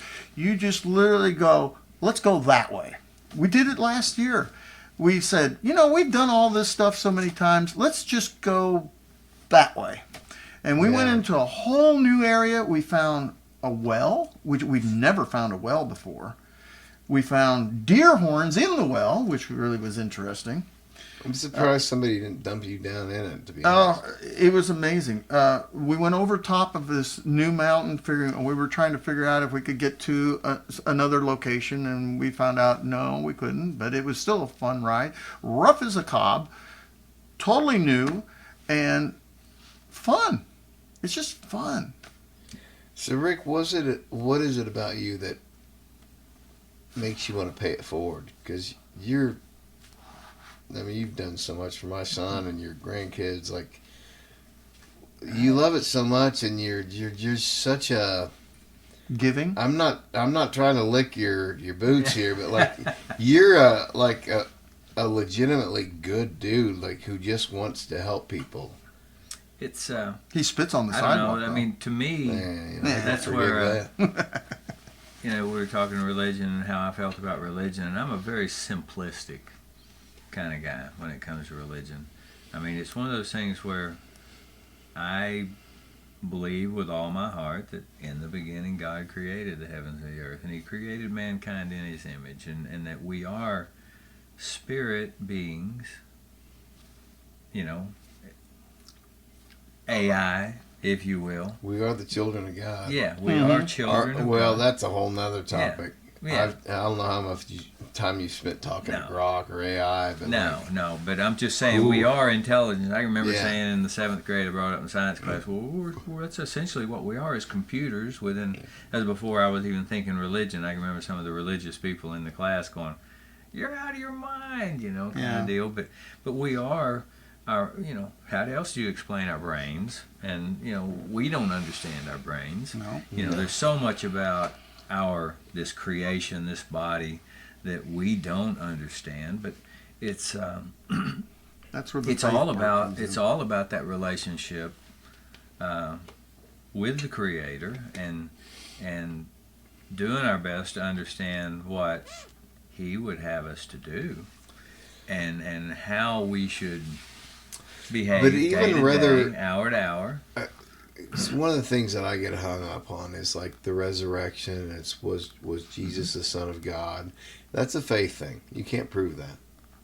No, but there's a lot of how do you get 12 apostles? Jesus had 12 apostles, and all of them were put to death for their faith. None of them ever. How many people do you know that would go to their grave that would be crucified upside down as Peter was, or however Stoned they to were death. killed, stoned to death, Well, whatever it was. But and never Renounce say, their faith. and renounce that. Never say, well, I can you know, answer that Paul question. went but to prison. That's not really the point of it. The way I would answer that is if you had a cabal of people that were chosen by, say, an Anunnaki who still lived in Egypt Mm-hmm. and was still there and told these people that the world has become corrupt after the gods have left. And they convince these people, you need to change humanity. Mm-hmm. We need to change the way of thinking because it's corrupt, it's capitalist, it's all these things that are wrong. And we need to flip the script. And you have a small group of people, and this is science fiction. I'm just trying to think outside the box. Well, sure. Because to me, the ultimate thing that matters in religion are the teachings, the red letters. Mm-hmm. Like, Sure. I don't care about the details around. I don't even care if Jesus rose from the grave, and I know that's a breaking point for some Christians. But like, it doesn't matter to me. He solved the problem. Mm-hmm. He showed us how to live a perfect life if we follow those principles. But like, what if there was a secret cabal and there were twin brothers, and they said, "Hey, one of you guys is going to be the preacher, the other one's going to hide in the shadows. We're going to kill this one. You're going to come out of the grave. We'll nail some holes in your hands." Well, It's all possible. That was written. All that was written. If you read the Old Testament, if you read the 22nd Psalm, everything that happened during Christ's crucifixion was written in the 22nd Psalm. He talks about my arms are pulled from its joints and my Sure. I can't quote the 22nd Psalm, but that to me, and if you read the New Testament accounts of Christ on the cross, he began with my God, why have you thou forsaken me?" me? Yeah, Okay. yeah. Jesus never in any other writings referred to God as God. None. Ever. It was always Father. Right. Okay? My God, why hast thou forsaken me? Which goes back to the 22nd Psalm, and David is writing, my God, why hast thou forsaken me? And in the last thing that Jesus says on the cross before he perishes is, it is finished. And in the 22nd Psalm, it says, the last part of the 22nd Psalm is, it is finished, it is over. Right. And in between, if you read the 22nd Psalm, that gives all the details. I'm surrounded, dogs surround me, my enemies, dogs surround me. My lips are parched, everything, like I say, I can't recall it, I haven't read it lately. Yeah. But the 22nd Psalm is a very good description, written 1,000 years before the account. Yeah. This is how it's going to happen. Yeah. And it happened. There's no way that the Roman soldiers knew the 22nd Psalm. Uh-uh. They didn't know it was going to happen. Everything happened exactly as the 22nd Psalm said it was going to happen, I got something on the historical end of it. Have you ever read Josephus? He was a historian, a Jewish historian during that time, and actually met Jesus. And he wrote in a passage where Pilate wrote a letter back to Rome. And Pilate describes when he first met Jesus, and he goes, I have never met anybody like this. Yeah. It just, there is some kind of, like, I'm paraphrasing, but kind of an aurora about him. A aura. Just, he is just, when you walk in the room, it's like a weight on your shoulders. Yeah. And he didn't understand it. And he was trying to describe what he was experiencing back to Rome. And it is fascinating because what most people don't realize that there were 23 other messiahs running around at the same time. Well, there was that, and there's a lot of books that were cut out of the Bible. Yeah. Sure. No, that's a fact. The Nicene... the Nicene Creed tried to eliminate anything that wasn't first-hand accounts and wasn't written by the actual apostles. Sure. Or given to them directly from the apostles. Yeah. That's why a lot of it was cut out. Because there was a lot of the Gnostics were heavily involved, and there were some other groups that were similar, but it was a very Semi-Christian. heavily saturated political situation back then. And remember now, this is only 300 years after Christ, so it's not that long. But another thing you got to do, you can't believe in God and you can't believe in Jesus and the Bible and all that other stuff without believing in Satan. Satan was a child of God also. Satan, if you read the first chapter of Job, you read the first chapter of Job, and the children of God were walking to and fro, and Satan was among them. Yes. And Satan challenges, or God actually challenges Satan. Consider my servant Job.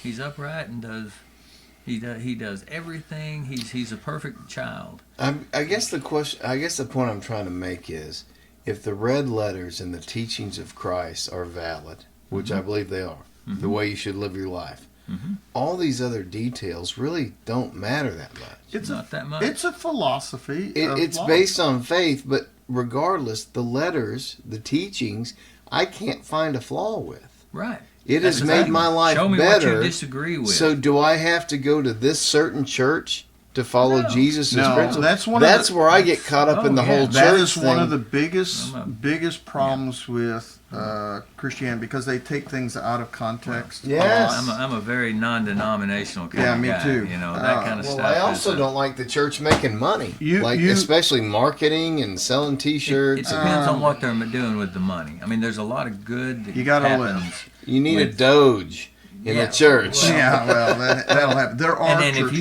if you don't feel good about the church you're giving your money to, then you need to give it to somebody else. But there's a lot of churches out there that are doing a lot of good things with that And money. I don't disbelieve you, Rick, but in the experience I have had, the Christians in my life have been the most awful people I've ever met, and the atheists, in a lot of cases, have been the kindest, most caring, and they're living the words, whereas the Christians have no idea what the red letters are. They're just doing it for validation. Once again, you can't have there's God a lot of without false having prophets. Satan. 100%. Number two, it says in the Bible that you are supposed to read it yourself. Do not rely on others to teach But is you. the whole point of the New Testament not to basically kind of sweet, and not the lessons of the Old Testament, but basically it's a new contract, or covenant. And if you choose to believe these teachings and live through me, it's basically, to me, it's just a philosophy. It's if you live your life this way, and if you live your life the way the red letters outline it, you're gonna be successful.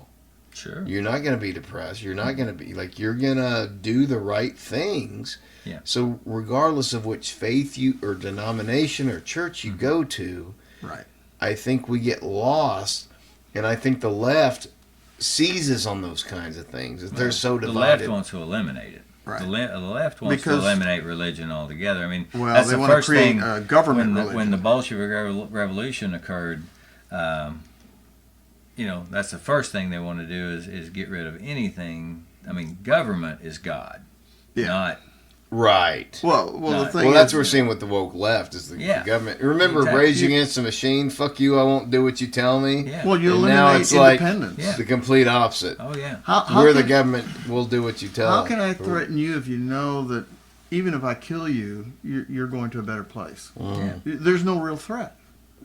And why would I cooperate with you if I know that you're not there's nothing you can do to me that's going to make any difference? Fear not that it can hurt your body. The problem is that people are in this world, in this life, are very materialistic. And that's very tragic. And that's tragic because you're not going to take any of this. No. I don't care what it is. You're not taking any of it with you. Yeah. And that's but there are paths to immortality.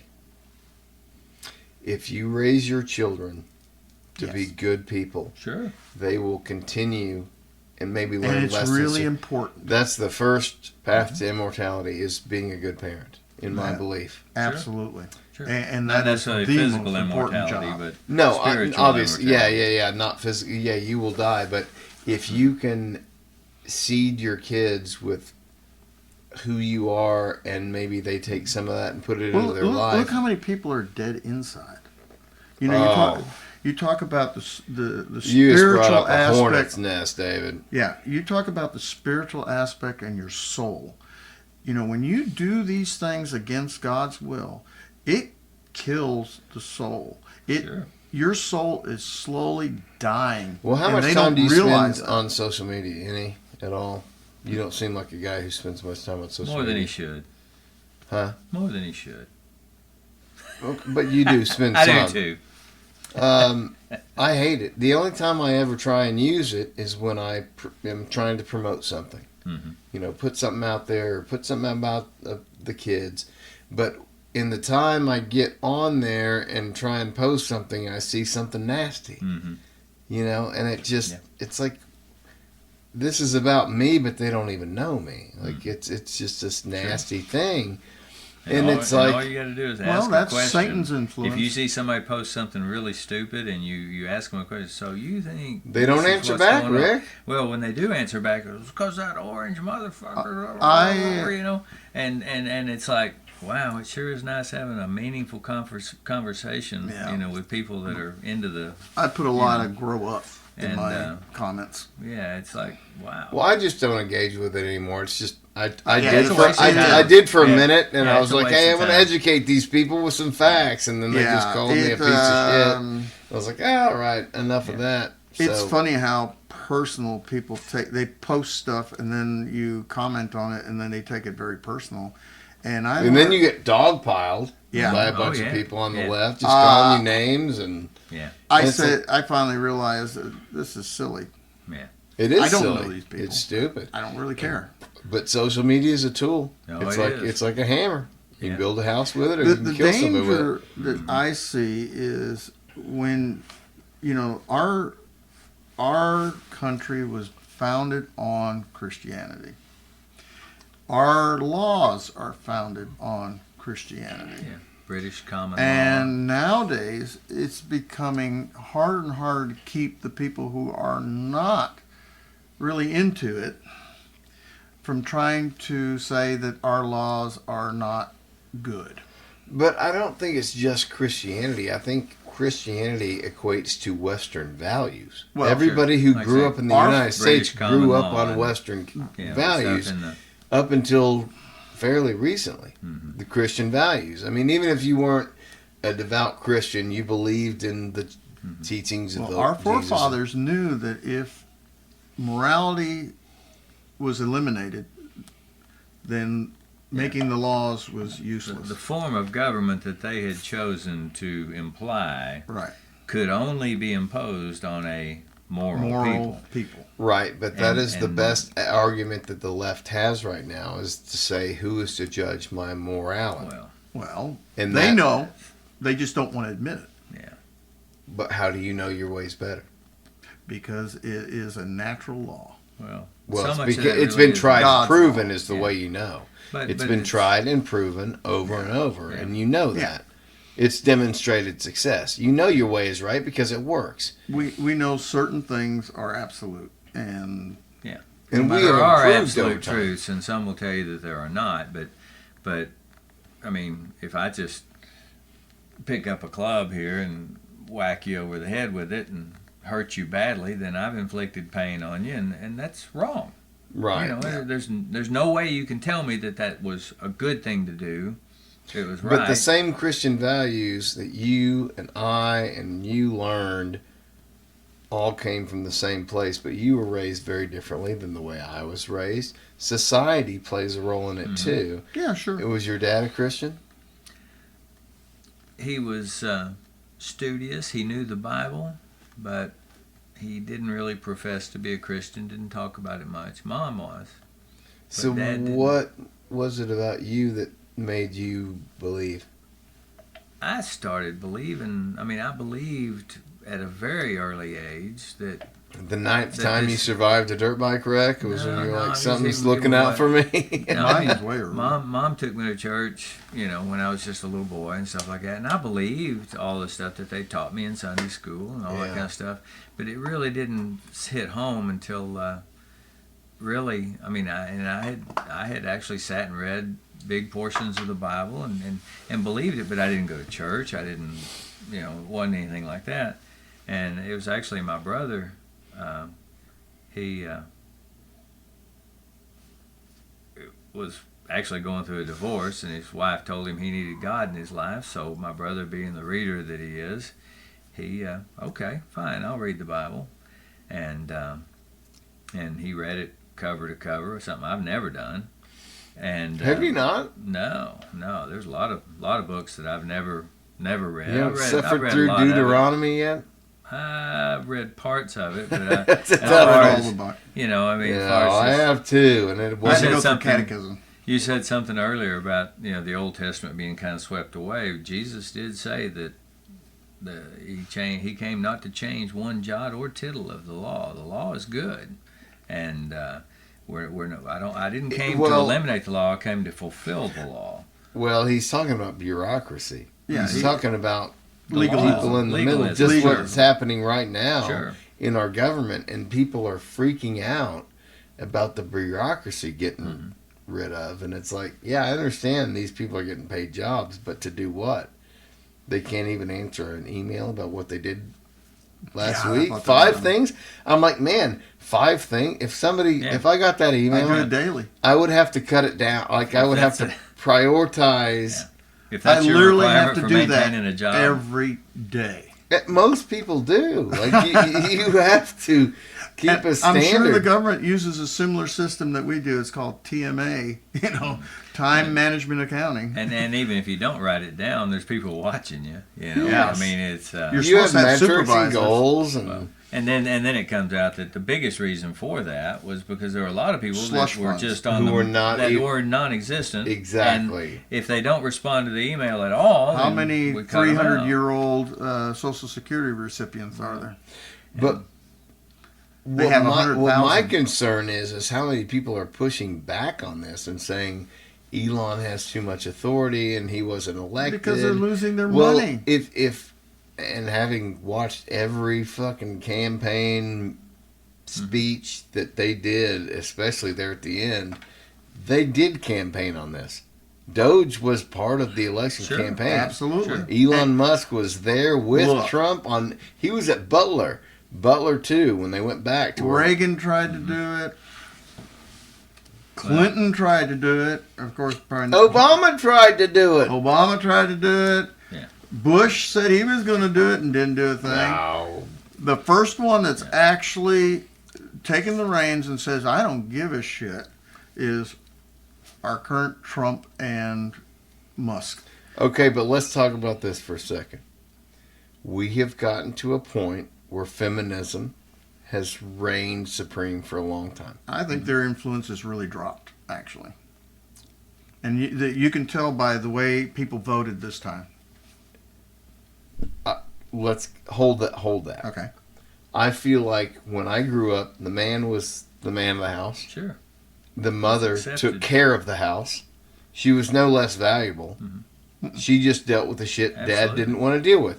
He went to work, he made the money, but Mom took care of the house. She made sure Raised all the the family. laundry and the dinner was done. Yeah. They were equal in my eyes. Yeah, Like she had a Mom's doing all the full-time job, homework. too. Right. But then when you get two parents working, well, who's doing all the shit?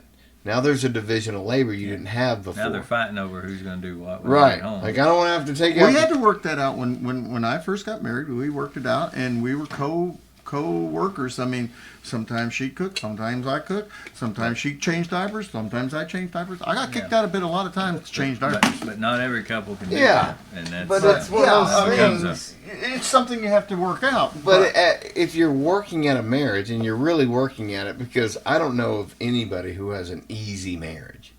Like I think that's a fallacy. Well, my current- well, maybe you. my current marriage is more like the old style, where my wife, even though she's working, still does the traditional cooking and cleaning, and she doesn't want me in there. So But that doesn't mean that you're an asshole. Oh, no, because no. you're forcing her to do feminine I roles. do all the other stuff. just You do. because. And I Keep don't, the house running, keep the cars running. But I don't think Keep the people yard picked realize up. how much men do to keep the mowers running and the cars running, the exactly. tractors running, and doing all the Well, shit that's outside. The world we live in, modern technology has allowed feminism to grow like it has. Yeah. Back in the day, you had You had a to have the single. division. You had the man went to work and he earned the money to make the household work. Right. You did whatever you could, and it was a full-time job for a woman to keep the house clean, the clothes Yeah. clean, all that kind of stuff. Yes. And now with modern appliances being Well, what they modern are, appliances, that's a whole lot prepackaged food, Right. Everything. You just walk in the grocery store, get what you need, and come back out. In my mother's era, you couldn't do that. You would take raw flour, raw sugar, Yeah. raw Sure. beans, raw everything, 100%. and have to make whatever you wanted to make. You didn't have the option of going to the grocery store and buying a TV dinner. TV dinner's a fairly recent invention, so But like I say, 50 years ago, 60, whatever, however many years ago you want to put the stake in the sand, it was hard for a woman to get by on her own. Absolutely. And now it's not hard anymore. Well, It a can lot be of women done. make It's more harder. money than men now. Oh, yeah. And It's harder, actually, but it's it's harder not. for a man to get hired because of the DEI rules. Mm-hmm. So you're now Sure. structuring your diversity, and it's not based I- on merit. It's based on what your gender, your judging by what's going on with the current administration, I'm guessing that this country is tired of the BS. They recognize the BS and they know that it's wrong, and we're starting to turn the corner. Government is like a pendulum. So you have a median, right? And it pendulum swings to the left, and people get upset, and then it swings too far to the right, and it gets upset, and then it kind of swings back to the middle. That's how our two-party system has worked. It's supposed because to work. one gets too extreme, then Yeah. it swings back. I think right now we're swinging back to the right from the extreme I left. think, though, historically, our two-party system is all working for the same. They're a uniparty system. There is and some I of agree that, with you, too. Rick. Yeah, I it's think not- they're I all. agree with you. It's an There's illusion. too many people. There's It- too many people that cross And it boils over back and- down to the money. Yeah. Why? How is it possible that all these guys go in with a moderate amount of money in their bank and then come out, wealthy? Because Look at they are AOC. committing It's easy. They have crimes. insider Well, information. And Yes. AOC is a perfect example. She's only been in office for a couple of years now, and she went from absolute Nah, zero. She's been in since like 2020, so Yeah, 4. five years. Let's guess 5 years or so. she couldn't afford rent when she moved. She couldn't to afford a Washington. rent, and now she's worth $29 million. Yeah. Now you tell me how she got to $29 million. And if that happened She only to earns me, $100,000 a if year. that happened I to can me, tell the you. IRS would be at my door wanting to know. But You know how she got the money. Sure. NGOs, which are now, we know, financed by the Speeches. government. So NGO is no longer a real term. No. A non-government operative. Non-government operatives are being funded by the federal The government. reason and they're kicking throwing it back. sure. The reason they're throwing so big a fit about U.S. aid is because It's- I guarantee you the money is not being spent on condoms for Africans. I guarantee you that No. money is being cycled back right into the Democratic Party somewhere, somehow. Well, no, that's the somebody- scheme we saw with Ukraine, is that they spend all this money, but a lot of it comes back to sure. the people who are funding absolute these bills. kickbacks. It's got to be a kickback scheme. And I just Money have laundering. a problem with people who hate Trump because he's Trump, because he's masculine. And to me, it's as simple as that. Oh, the derangement. I don't like masculine men, and that's all it is because you've heard the phrase, hard men make good times. Yeah. Good times make weak men. Weak men make hard times. Who's easier to control? The We- wimp or the guy that's willing to pick up a club and go after you?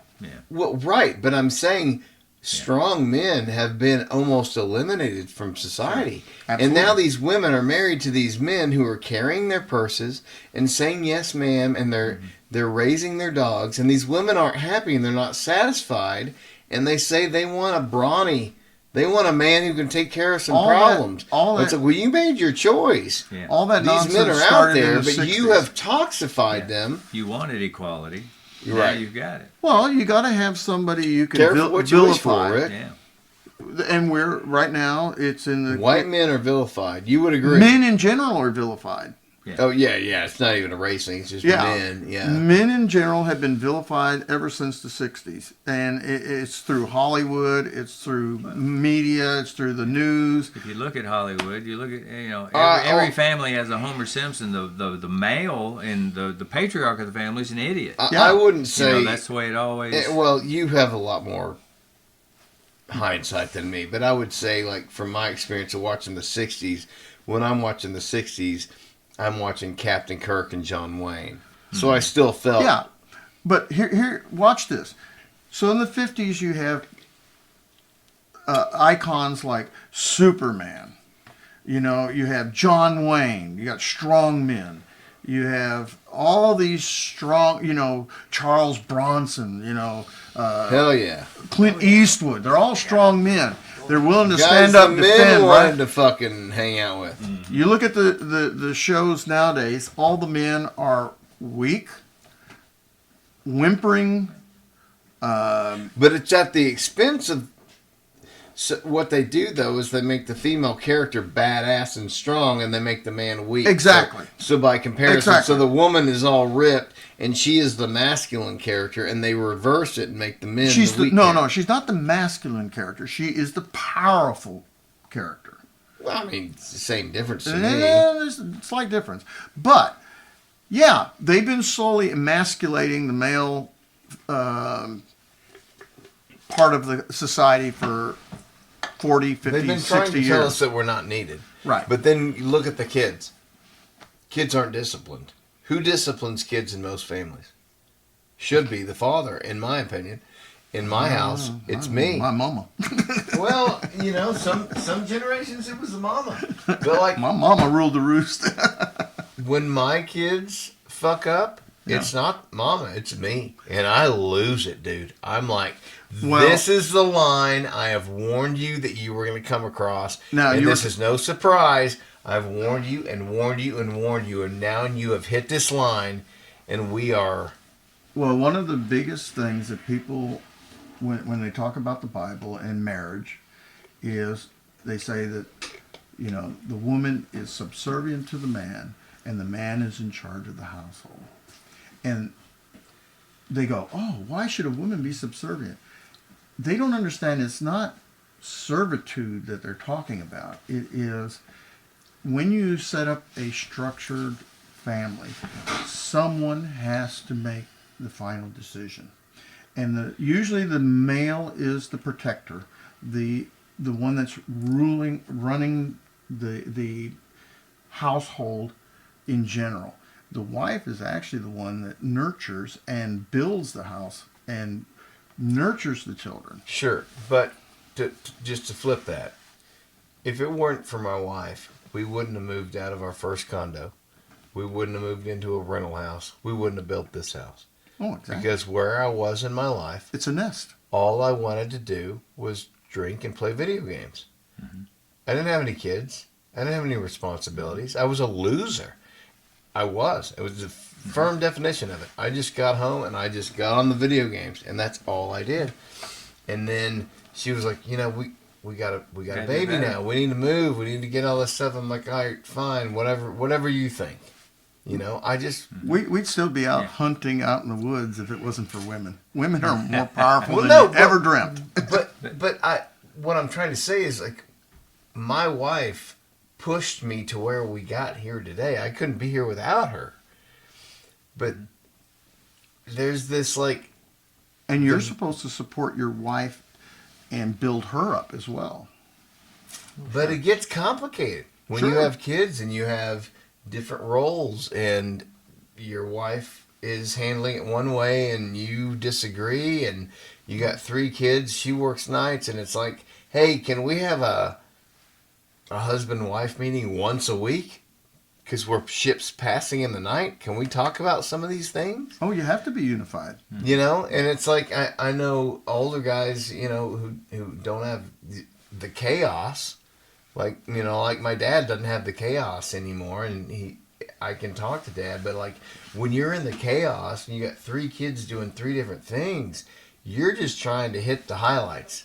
You're trying to do the best you can. Mm-hmm. And so that's why I've been so grateful for this podcast, like giving me An outlet. opportunity. No, talking to guys like you, because a father figure like my dad. I mean, you know my dad. I love my dad. I'll always love my dad. You love my dad.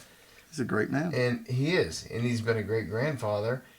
But, in this journey my son's going on, like, Dad's been out of it for 20-some years, It's like, I've got an opportunity to lean on Rick here a little bit. And he seems willing. And it's like, I feel very humbled by that. And I don't want to impose. Yeah.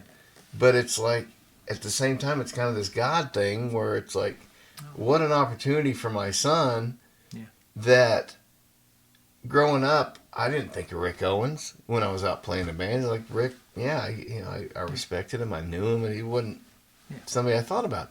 He came to Durham Fest, won, and we kind of rekindled, and then still that had nothing to do with where we are today. And just little things that God puts in your life where you go, okay, I can trace it back. And that's faith to me. Yeah. It's not just believing wildly and everything's going to be okay. It's seeing demonstrated success in the world working. If you give something positive in the universe, I think the universe will give something positive. Sure. Absolutely. It is, once again, it's a relationship. When I was in the desert and I was out there, I was in the middle of nowhere, I was out of gas, I was out of water. I didn't know if I was on the same tracks as the people that were following me.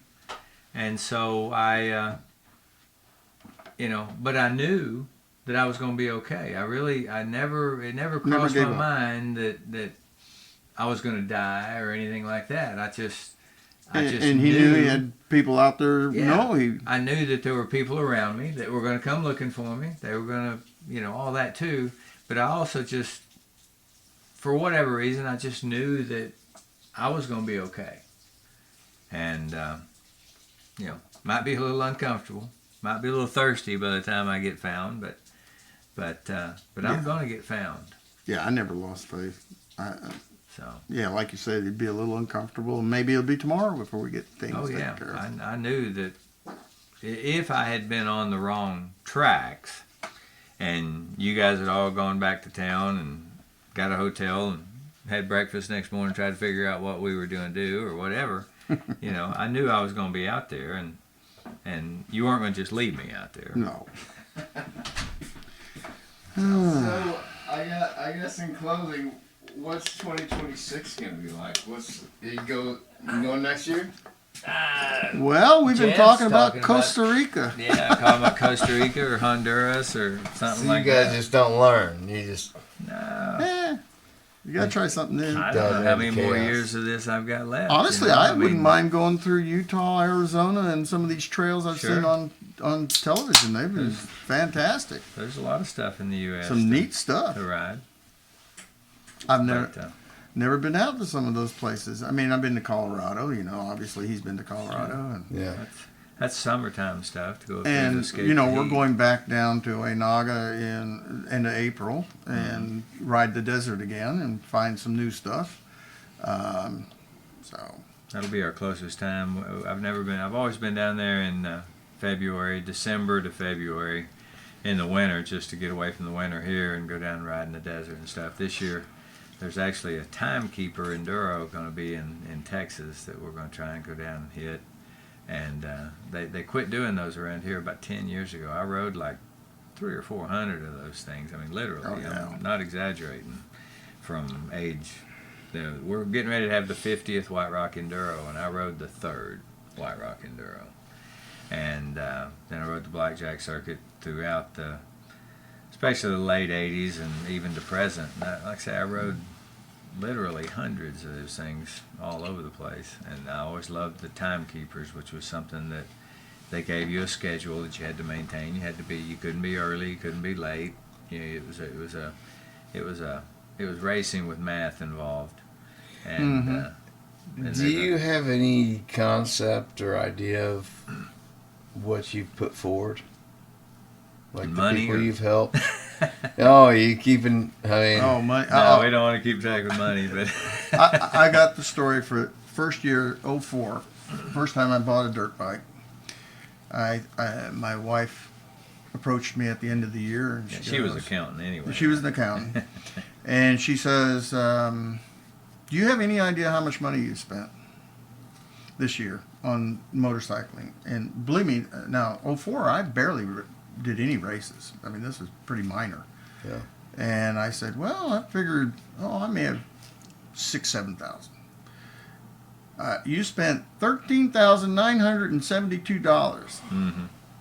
And I only raced like maybe, 3 times? 4 times? You had the purchase price of a bike. Yeah, I mean, it includes the purchase price of the bike. But It's not always that bad. You know. But, the average race season is 14 races. And I figure each race you spend about $500 to get there and back and for the entry fee. Yeah. And so you can multiply that 14 times 500 plus food, plus lodging, plus all the other stuff, plus the bike. But and you always have to fix bikes, new tires, new chains, new sprockets. But you can't put a price tag on all these experiences, and it's one of those things that if I had put a small portion of the money I'd spent racing motorcycles through the years into a very modest mutual fund, I'd be able to retire a lot more comfortable than I am right now. Yeah. But I wouldn't have all those experiences of all the things that I've done, the people that I've Well, had, the the places, the relationships that I've peoples, had. the fun, the I've got stories. I've got friends from the 70s, 80s, 90s And? that are still, what I consider to be close friends. Very close friends. That, But it's superb exercise.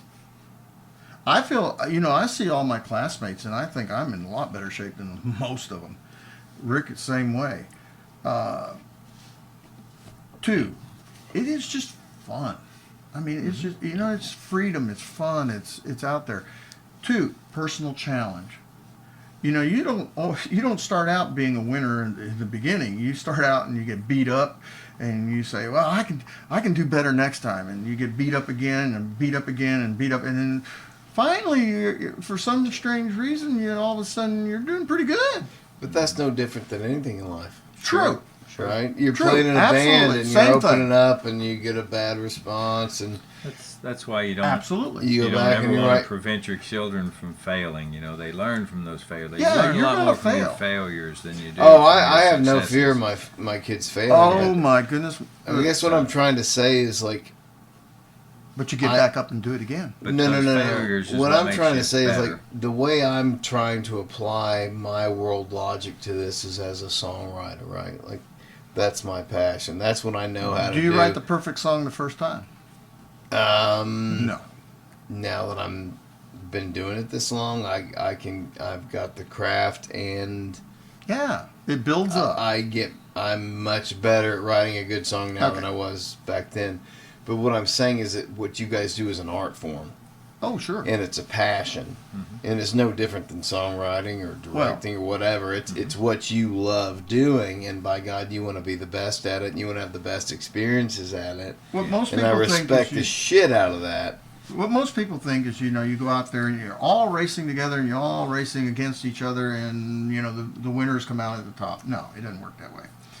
Basically, it's broken up into categories. When you first start out, you're going to ride probably a trail rider or short course, and it's going to beat you up. And then you get a little bit better, and now you've been in it for maybe a year or so, and then you decide, I want to race with the big boys. So you start in as a C rider, okay? Now, a C rider, they're slow, but when you're a C rider, you don't think you're slow. You think you're going way too fast. On the edge, as you put it, and you are. And you are. My son is 9, David. I'm worried about this boy.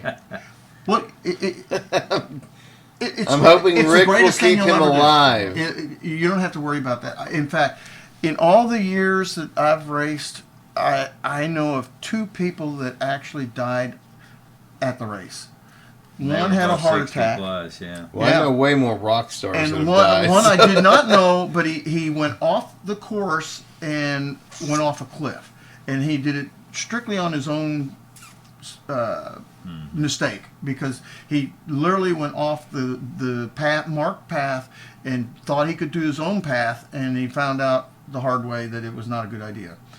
But yeah, occasional broken arm, very occasional. I mean, how many you figure in 20 years? Well, there's been some a few dozen, right? There's been some bad injuries. Yeah. And it's I one of those mean, things, a so much of that- motorcycle injury changed the trajectory of my life. When you think about how many people are doing this at the time, really, we don't have that many people get hurt. That's one thing I tell the kids when they're riding. I always ask Oakley before she rides. I said, what's the most important piece of safety equipment you own? And she knows the answer now, but it's her brain. It's the brain. That's it. If you do something that you know is stupid, it's probably going to hurt you. And Okay. that's, You got a choice on So all those all moves those you do. Getting things. back You into bet. race theory here, so eventually, you're getting better and better and better, and it may take 2 or 3 years as a C rider to actually overcome and actually win. So eventually, you're going to win, and then you get bumped up into B because you've gotten good enough, and you start out, and the B guys are just dumping your butt. I mean, the good guys they're gone, but you know that I can do better. And you keep working at it, and you keep working at it, and you say, I can do better. But that's the Personal. thing that's lost with masculinity these days is we don't have these things that challenge us to keep being champions. Well, this is not really masculine either, because we have women racers. It is. Fair, It is. okay. It is actually more of a thing where it's a personal challenge to improve yourself. Like Then in maybe any that's sport. a humanity problem, Yeah. David. Exactly. Maybe we They have just not don't learned to want do to that. fucking get better. Absolutely. We want to whine and The- bitch about all the problems and never Exactly. see the solution. Be victims. If I quit after the first time I stubbed my toe when I was racing on a tree, or crashed when I was racing, and you're going to do it, it's going to happen. But the thing is, you learn how to crash properly, where you're not going to kill yourself. And pad yourself up. And pad before yourself the off. crash. You wear the proper equipment. You learn how to take care of the bike properly. You don't run out there with a bike with bald tires, or you don't go out without the proper boots. And so you're learning how to do all these things to prevent the things that might happen. And so you're preparing yourself. And mentally you have to prepare yourself as well. Because like Shannon, one of the things I learned from this gentleman right here is, in racing, is momentum is your friend. It's not your enemy. It's actually your friend. And knowing when to give it the gas and when not to give it the gas is very, very, very important. Well, that's just life. Momentum is life. There's a correct Exactly. speed. There's a correct speed for Right. everything you do. Hey, And that goes for life as well. There's a correct speed and a correct time to do it. yeah. And a lot of people are impatient, B, are entitled, and it's just not going to come to you out of the blue. You have to earn it. And most Much people as you don't want want to it earn to. it. As much as you want to sit on the couch and have it come to you out of the blue, Oh, yeah. sometimes you got to get up and Yeah. Some Make people it it may happen, but 99.99999%, you got to get up and you got to do it, and you got to do it yourself, and you got to try hard, and you got to motivate yourself and set goals to accomplish what you want done. And in doing so, have fun. Well, I'm grateful for you guys coming on because this is the first child I've had that's challenged me to this level. Mm-hmm. And I just want to say from the bottom of my heart, I'm grateful for the opportunities you're giving Theo. And Well, I he's think it's a great grateful. thing you're doing. And he absolutely loves you. And that's all he wants to be with is Rick. When can I go up to Rick's? When can I go up to Rick's? And that's hard as a parent because he's like, he realizes he doesn't have the connection with me, and he wants to be with you and my dad because you guys are on a different frequency. And it has Like to be I'm playing in a passion. band with my son, and I'm grateful for that. And my oldest one have plenty of connections, but Theo is this wild card that I'm not on his frequency. Yeah. And I can go out like tonight. And that's okay. We cut 2 hours of brush. He wanted to go out and cut brush. He had his machete out, and we did that stuff. And it's like, but it's just not me. It's not what I enjoy doing. and he loves the dirt biking thing, and that's his passion. And you should encourage it. Oh, I am encouraging it. It will keep him out of trouble. He needs to fucking earn it, though. Oh yeah, don't give away anything. I do not believe in this. That's one thing, and you know, I mean, I was the same way. I spent, you know, so many hours working to earn a motorcycle, and then working to keep that motorcycle, and then learning to take care of that motorcycle, so that it didn't cost me even more. Yeah. You know, if you don't do the work on them and you don't take care of them, it's real expensive if you don't do that. But biggest mistake most parents make nowadays is they give their kids too much stuff. I mean, they just give it to them. And they don't make them earn it. Yeah. Well, I've tried to make my kids earn it, but I also have a very clear, distinct relationship with my oldest son and my middle son. I mean, I'm playing in a band with my middle son. Mm-hmm. He's as good a drummer as I played with. And Theo gets jealous of that. And Max is just so different. He doesn't care. Like if I got killed in a car accident tomorrow, he'd be like, "Man, Dad was a cool guy," you know. Probably wouldn't even notice. But Theo needs something that I can't give him, and it's like, what a blessing to have guys like Rick, and willing to. And I'm not jealous. I'm just like, God, I'm just so grateful. I've got guys like Rick and my dad that. Want to do those things with him, because that's not me. I was just never that. Again, that's what I was talking about, the greater family. Well, yeah, it's a community. Yeah. In this case, it's even more than just community, because it's common interests, common goals. We want to really prop up the children. In fact, one of the things that our club does more than other clubs is that we actually pay for our kids. You're talking about the Razorback Riding Club. Yes. Yeah. The Razorback Riding Motorcycle Club. Yeah. We actually, to encourage the youth to get involved, we actually pay for their entry fees out of our club dues. Yeah, that's what I was talking about at White Rock. There won't be any entry fees. They'll give them a T-shirt. They'll give them prizes at the end. We want to encourage them to continue on when they get to the point where they're going to be independent. Yeah. It's all about being independent. When you go out and ride an enduro, you're not riding in a crowd. You are out there by yourself for 90% of the time. And it's personal goals, personal challenges, personal wins. You're winning against yourself. Right, but if I'm teaching my son how to, like, for example, right now, I'm in a band with my 12-year-old son. I've been writing songs since I was 15. I can say, and I'm not necessarily a drummer, but I listen to songs for the drums, because the drums create the dynamics. Timekeeper. Yeah. And so it's like, listen to these techniques. Listen to these drummers. See how they do it. Right? Here's your textbook. I'm not a homeschool teacher, but like, if you want to be a good drummer, listen to these guys and listen to the recordings. And it's not about your passion as much as it is the work you put into it. And I told Walter, I said, if you want to be a drummer, like I can kind of show you, and I'm not great. I've just been around drum kits all my life, but I can play a little bit. But we would get into talking about songs and how to make them dynamic and stronger, and I know that kind of stuff. And he's able to listen. And I'm trying to tell him, listen to all these drummers, listen to the Who, man, Keith Moon. That dude reinvented drumming in a time when drumming was very solidified. Yeah. And Keith Moon shook it up. He just turned it over. There's times in verses, like if you listen to the Who, they'll be playing a verse, and Keith Moon's just soloing over all of it, and then they go into the chorus, and then he just gets into the pocket. It's like, that's not the way a song should be written. You should be in the pocket on the verse, and in the solo you go, but Keith Moon just reinvented everything, and it's just one of those things you want to convey these things and teach these things to your kids.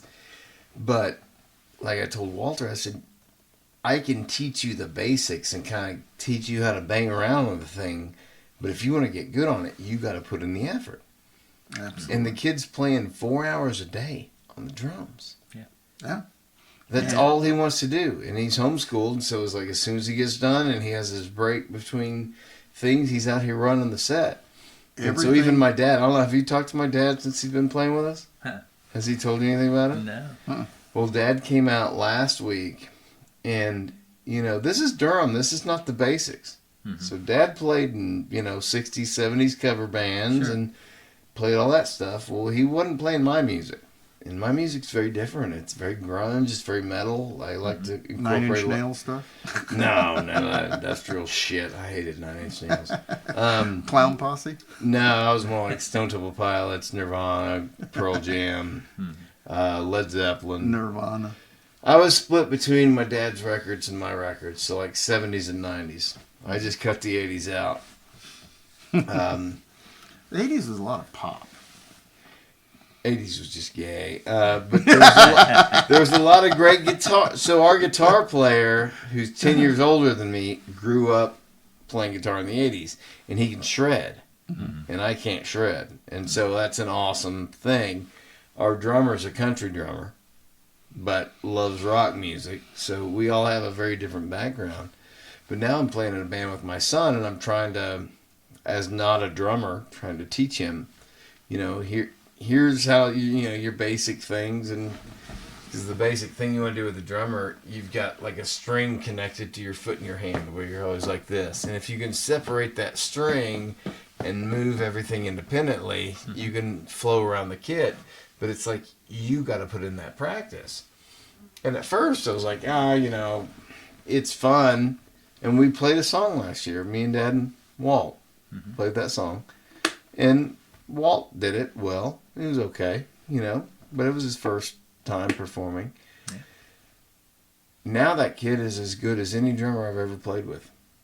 Because it's all he does. Sure. He plays drums. He plays it to the records. Put in the work. Put in the work. Put in the practice. And I'll come in here and play, and he's nailing it, and I'm just like, shit, I gotta learn this chord progression here, and I'm like, I feel like the lazy one when my 12-year-old's like, I've already got this down, and then Dad came in a couple of weeks ago, and so he's starting to play like my world music, so he's playing kind of this heavy stuff, and Dad just came in and he just blew it. He did not prepare. Yeah. And he was like, man, I need to do my homework. I was like, yes, you do. Yeah, it's a time-consuming hobby. Oh, sure it is. We're doing 6 songs, David. It's not that hard. Dad, I don't know. You can do 6 songs. So I told Dad, I was like, don't be discouraged. It's a lot different thing to you, but do your homework. Like, just learn the shit. Like, you have a week. Yeah. Well, it was funny in junior high band. I still remember Windy. Every note. I can still do it in my head. I bet you can. Windy? Yeah, Windy. We did Windy. And doing Windy with a tuba. That's what my instrument was, a tuba. Yeah, I don't even know what Windy was. Bum, bum, bum, bum, bum, bum. Oh, everyone knows it's Windy. Everybody knows it's Windy. Yeah. Mm-hmm. Yeah, but then last time, so Dad got so discouraged at this one band practice. He was like, I just can't. If that's going to happen again, I got to quit. I was like, then just learn it. Yeah. Like, practice it. I know it's different, I know, but like, you're playing with your son and your grandson. How cool is this? Yeah. What an opportunity this is. Yeah. Sure. And so he got it in gear, and then last week we played, and he was right on there. Yeah. Because I'm writing the harmonies, and I'm writing the bass I don't know parts. how you guys do it myself. I could never get my hands on the strings. Never had the patience. As much as I love music and I love listening to it. I love music. But you guys understand what I'm saying about how much I respect what you guys do, the dirt biking thing. Mm-hmm. I don't understand it, but I respect it. Yeah. Sure. Whereas like I do music, and you guys are like, oh, I don't know anything about that. Yeah. We all have our own thing. It's similar. And playing music is one thing, and I've always said that about what you've done and what the Perkins brothers did out there. Yeah, absolutely. They wrote their own stuff. Yeah, that's I mean, and you created this music. You didn't just listen to it and then repeat it. No. Now you're an A writer. And then that to me it's a special. It's more of a spiritual thing, because this kind of stuff, anything that's created like that, I don't know that comes from within. You know what I mean? There's an outside something that drives it. You know me blow your mind? I've been talking to Grok about this because I talked to Grok about the ether. So Jimmy Page made a comment, and this was when I was a kid. He said, I don't write my riffs. I get them from the ether. It's another dimension. Mm-hmm. As long as I'm working at it, as long as I'm playing at it, the ether will give me the ideas. It will. Yeah. It's a spiritual realm. And so I truly, truly believe that. Mm-hmm. And that doesn't go against Christianity or anything. That's just a spiritual realm. It falls right I in line feel with like it. the more work, the more work I put into writing, the more ideas I get back. If you ask God for the answers, he'll give them. It's very similar to He that, will Rick, give but them it to you. works. You know. It works. You're a child of God. God is going to give you. He wants you to succeed. He wants. Yeah, absolutely. I wrote songs in between. So 2012 is when we stopped playing. 2023 is when we started Durham Fest again. 2020, probably early 2025 is when I started writing with Walter. And now, like I said, I'd written some songs in there.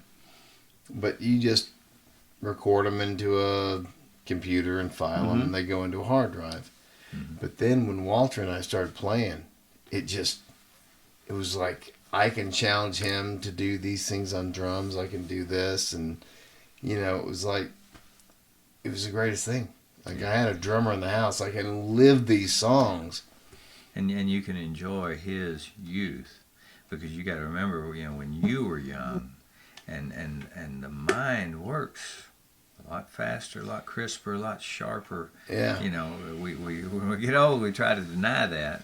Well, but it's a fact. And I'm not trying to say like it was so funny. I told Dad the other day because Dad taught me how to play guitar. Mm-hmm. He gave me my chords. He taught me how to play the chords. He can't make me good. No, that's up to me. But Dad showed me my chords. But then I got good, and then I got a band. But he had a band, and so I was always opening for his band. There. And Dad and I never played together. Mm-hmm. We just never did. He had his band, I had mine. He had his music, you had your music. Exactly. Yeah. He wasn't interested in what I was doing. I didn't care to play all these top 50 covers, and we had our separate thing. And then and that's a real loss, I think. Well, me and Dad, now that we're playing in a band with my son, we're working on songs together and we're working on harmonies and stuff. And it's like, what a shame that we didn't do this 20 years ago. Oh, sure. But you can't look at it like a waste of time. Yeah. Like, we wasted all these years. It's like, what a great place we're at right now. Yeah. We still have the time to do this and make it awesome, and I'm so grateful for it. Yeah. I still remember the first time I saw you play. Remember the first song I ever heard you play were at Hannafest. And you came up. It was probably pretty embarrassing. No, it was great. It was Hash Pipe. Oh, yeah, we did. Yeah. And it just, you played I'm Hash Pipe. awestruck when you play guitar. Yeah. I mean, that's, I could never do it. That was some good times out at Hannafest. I But that's the mutual respect I'm trying to convey to you guys, because you guys are doing this thing that my youngest one loves. It's an art form. It is an art form. It's definitely an art form. And I don't understand it. He can take it as far as he wants to take it. Right. But I'm just glad because I don't have the tools to give him what he needs. But I have God put people in my life like you and my dad that can help him. I'll give you an example. When we go down to Onaga motorcycling, we used to take a friend of ours' kids with us, right? And he's about 12 years old at the time.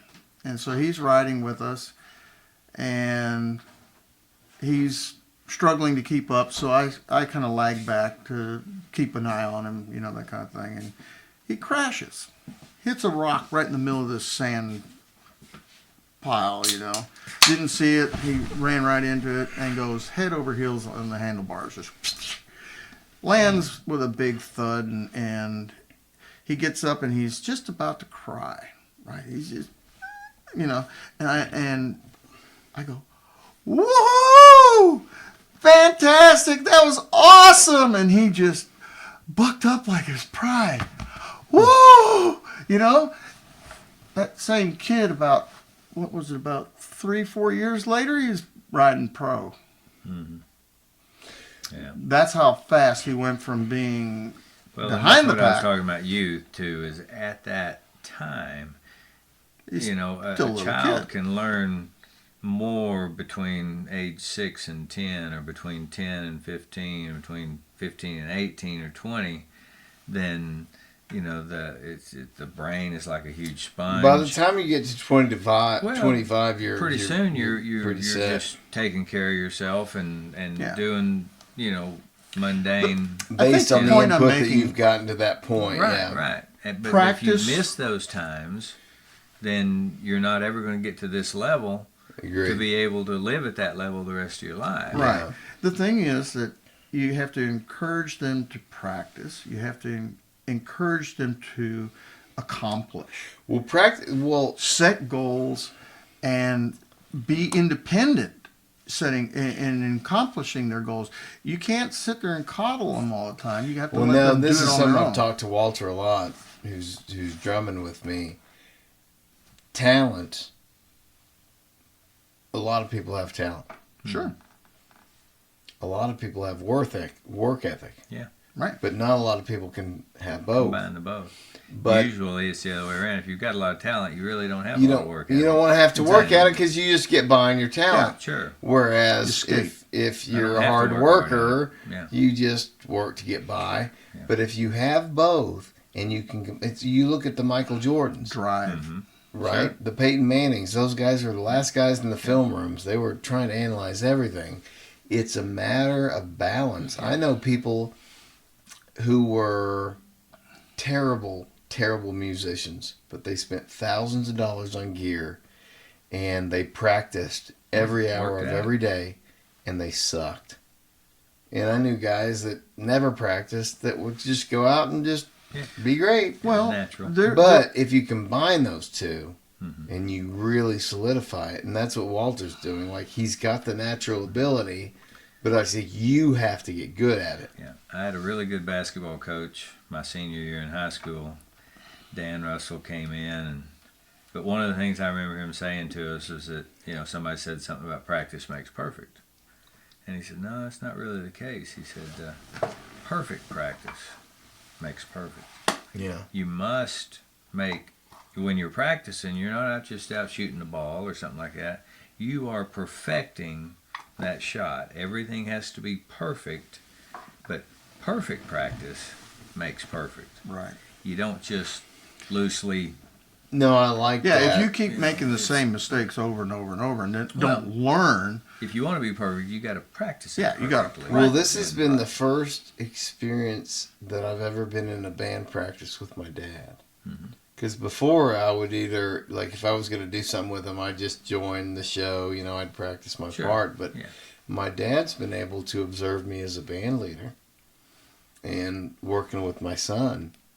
And if he fucks up in a spot, I was like, hey, yo, we gotta tighten that up. Mm-hmm. We missed that. Yeah. Let's redo That that. wasn't perfect. Well, you have to teach him the ear. You hear things that he may not realize that he's missing. Oh, he knows. He knows. So, yeah. But it's still, if the goal is to either perform it live or to record it, in either situation, they need to be perfect. Got to be. Oh, absolutely. If you're going to perform, and now there's takes you can perform where somebody fucks up a little bit and nobody's going to notice, and okay, that's fine. But you need to practice like you were recording the studio version. That's the way I've always lived. Mm-hmm. Right. In the last 2 Durham Fests, I've been able to do Oh, that. yeah, So people- we haven't had enough time to prepare, so I'm trying to worry about when I'm playing. People will hear it. This If you is make the a first. mistake, This is the first Durham Fest I've really had the ability to. Not only I just have been playing these songs all year, but I want to perform this year, and I haven't performed since I was 2012. I don't even know how old I was, but I used to perform. Mm-hmm. But the last couple Durham Fests, I've just been playing. Yeah. Mm-hmm. Because I'm. Yeah. Shortness of time plus you're trying to go to the chord you're going to, and it's like, by God, this year I'm going to be so prepared. I'm going to be able to put on a show for people. Second nature. Yeah, it always amazes me when you see a true performer out there and he's moving around, singing, and playing the instrument all at the same time, and is able to connect with the crowd Yeah. on a one-to-one basis. I mean, literally connect with the crowd and still maintain a absolute perfect performance. Well, that's been my whole thing about acoustic performances. I've always hated acoustic performance, and they're great. You get people out there. My cousin Emma's fantastic. She can go out there and play 3 hours, just her and a guitar. But there's no dynamic with it. You can't play Foghat with an acoustic guitar. Right. You can't play It's you know not the what I same. mean? Not the same. Like, it's not the same. You need that. You need the drums. You need the full experience to really. And again, I'm not taking away from acoustic acts, and I love that they do that. I just never could. I tried it a couple times, and I felt naked. Weren't an unplugged kind of guy, huh? I need that drum kit behind me. I need that bass underneath me. I need that lead guitar over to the top of me. The cues. It makes me feel like I'm playing rock music. Mm-hmm. Rock music to me is not a solo person with a guitar. No. Yes, it's the bassist form of it. Unless you're Seals and Croft. If you've got time coming up in a couple of weeks, we will have the tent of iniquity set up at White Rock. And Yeah. that's what Wes calls funny. it. That's what Wes calls Who's it. running that, Brad or Wes? Well, Wes. I don't know. Wes is And more involved Wes, in that one. I'm worried about Wes. He's got some medical issues, and it's just kind of more than. But I'm sure he'll be out there. But I don't know if you met any of the guys out there at the last great. race. Did you ever hang out at the tent that they had set up at the Armor race? No, I wasn't able to get out there. I came out there like the next morning, which was when Wes introduced me to Tracy Hughes. Sure. We talk daily. Mm-hmm. You and Tracy still Yes. talk all the time. Oh, huh? dude. Oh, yeah. She's on this journey. She's basically where I was when I was 13. But she's accomplished and she's a Yeah. great singer, but she's never written songs. no. Yeah. But that's what I started Well, she doing. never was performed. writing From what songs. I understand, Oh, she did never she not even performed at even all perform? until she got to hanging out with the guys in the tent. Our crowd. Okay. And started singing. Well, I didn't even know that. I thought she'd been I performing. could be wrong, but that's the way I kind of understood it. She wasn't. So I was just thinking when was the Diamond Dawn one? Well, Tracy is starting her journey as a songwriter, so she's asking me, it's like, how do you write a song? And it's like, if you hard. paid me $1 million, I could not. Couldn't write it down. Give you- Couldn't teach you how to do it. I couldn't teach you how to do it. Like it. Okay. That that's what your style. I can teach you my process. Well. Like I come up with a melody and then I write this and here's how I do it and then I record this. I can teach you my process, but I can't teach you how to write. That's How to what I was create. gonna ask. Well, You create the music first, or the lyrics first? I always lyrics are always last. Lyrics are the least important thing to me in a song because there are many great songs that have terrible lyrics that you can just relate to. Do you get the music from the lyrics? No, I literally don't think about lyrics unless Okay, I so you're have doing to the music perform the first. song or record it, and then I'll write them. But I'll put it off as long as possible. I come up with the melody first or the riff first, and then intertwine those two and get a good cooking song, maybe even arrangement. I don't like to waste time on lyrics because they're hard. You have to think about them. That's the hardest part because that's what people are going to hear. Mm-hmm. Like that's what a lot of people like. Yeah. And it's very a masculine, feminine thing. Like the women I know love lyrics. They love the words and all that stuff. The men I know are like, I don't care about lyrics. I just want to hear how hard it I rocks. still learn new lyrics every day on songs I've listened to for 50 years. Oh, That, I don't. Oh my God, Rick! We're playing Walk This Way. We're covering Walk This Way for Durhamfest this year, and I never read the lyrics. Yeah. I'd always sang them, but I didn't really know what I was singing. But I was Forbidden reading them, and I was song. like, "Thank God, there's the kids who are going to be there are not going to get any of this." Yeah. But that is the nastiest song. forbidden song. Oh my God, it's considered nasty. one But even if it's not something like that, but you listen to these songs. I've listened to some of these songs countless thousands Right. of times. Oh, I think it's and I'll hilarious. just be listening to it, and a lyric will come through that I never realized he said that. Well, here's I never a classical example. Inagata Davida. In the That's- Garden of Eden is what that In was the supposed Garden to of be. Eden. And if, He was so drunk. yeah, Literally. exactly. They were plastered in when they sang it. And it turned out perfect because everybody thought Inagata Davida was the thing. So, I thought it was perfect. It's like smoke on the water. Well, you kind of realize that there's something kind of goofy when they're talking about going to the island. What are they talking about? Epstein. When are we going to get the Epstein files, Rick? That's the whole thing we were talking about that earlier, the Doge reports and all that stuff. What I want to do, what I'm waiting for with bated breath is that when are we going to start getting some prosecutions on something? Yeah, I don't care Who about are these checks written to? Who wrote the checks? Who was You know, involved? who signed off on all this stuff and who cashed the checks? I want to see prosecution. That's what I want to see. I Well, want to catch. okay. It's one thing to expose a thief, and it's another not to do Yeah. something about it.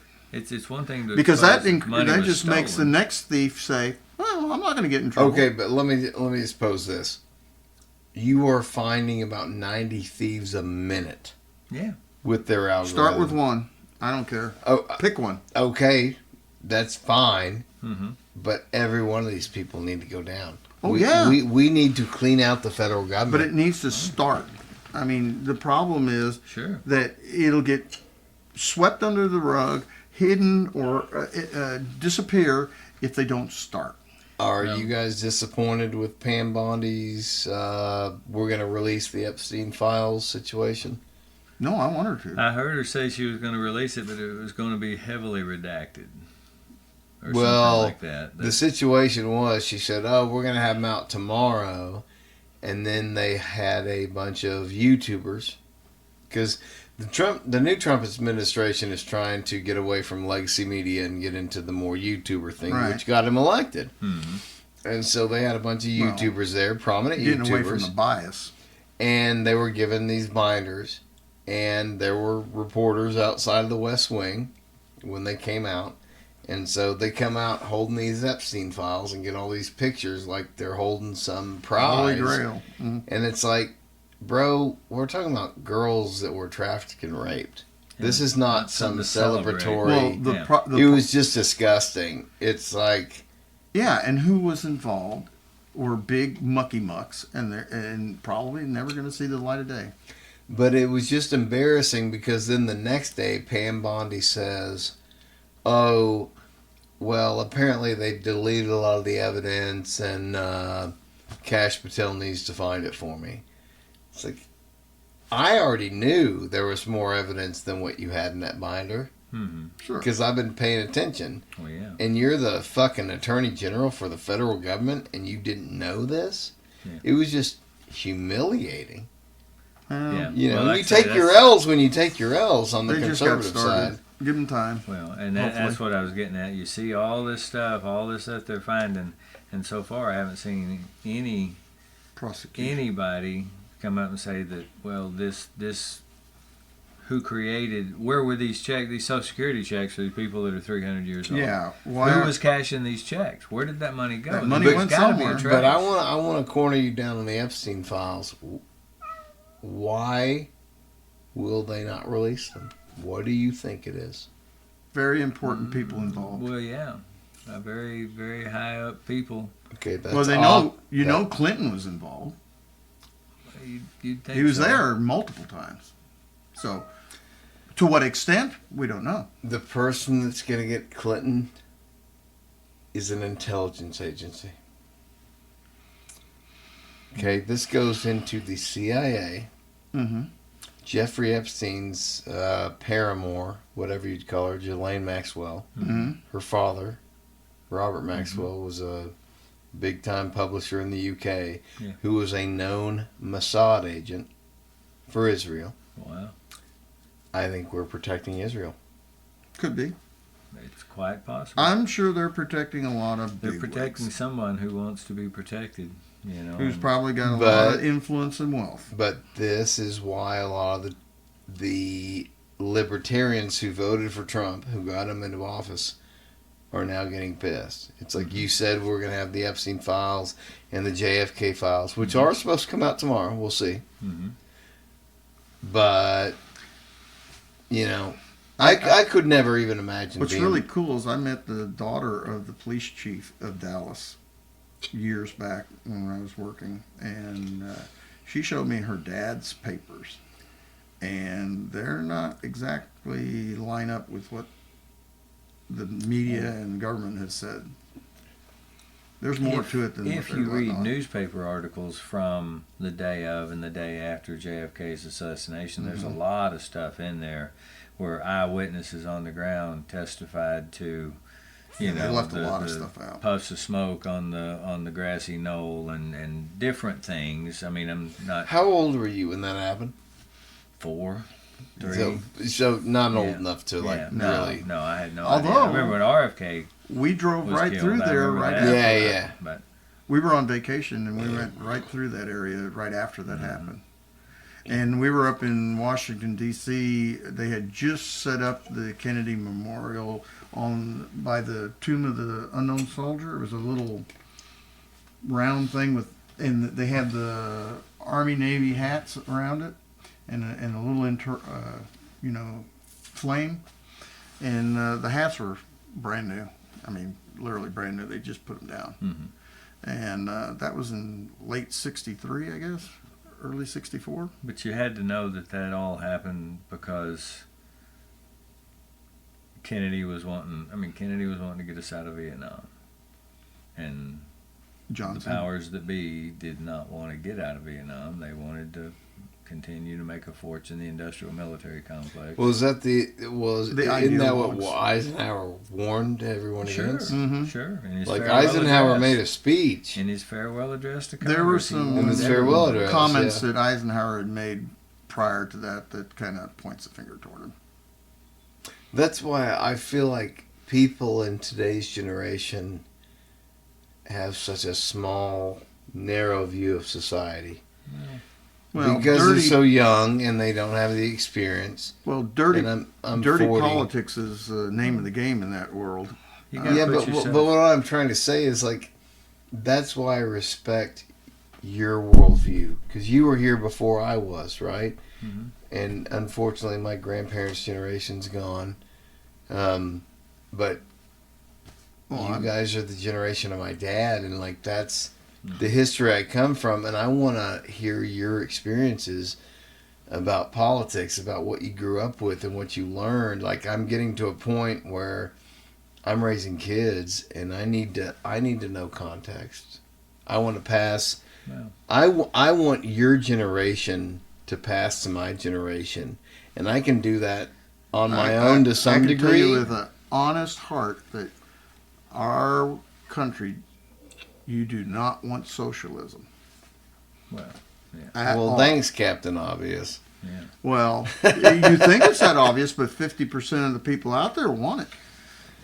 I don't think I don't 50 think so. people want it They that. want democratic socialism and things like that, which they can label it however they want to, but it's still. And I the believe in problem is, merit-based. it's very easy to flip a country. Once they get into power, they are willing to, let's say, eliminate the competition. Once they get in power, and they do it by hook and crook, whatever method they want. But the Look what almost Democratic- happened with Biden and his crew. But the Democratic Party is more devious, and they have done Oh, way absolutely. more things to cement themselves. Absolutely. They're willing to lie, cheat, and steal, whereas I would think that the average Republican wants to have a well-run organization. Now, I'm not saying But that they're would you- pure of heart either, but I don't know. Are you a Trump supporter? yes. Okay. Would you agree that Trump has challenged the RNC Yes. and the Conservative Party Absolutely. and shook them into something that is actually like, There are a lot of them that he dragged in there kicking and screaming until they realized, this might not be a bad idea. Well, that's the biggest difference between this administration and his first administration to me is that He tried to a cooperate. lot of the Republicans weren't fully convinced when he came in in 2016, they're like, I'm not sure. I want to open my mouth and say, Burn my bridges. I'm not going to jump on this bandwagon quite yet. No.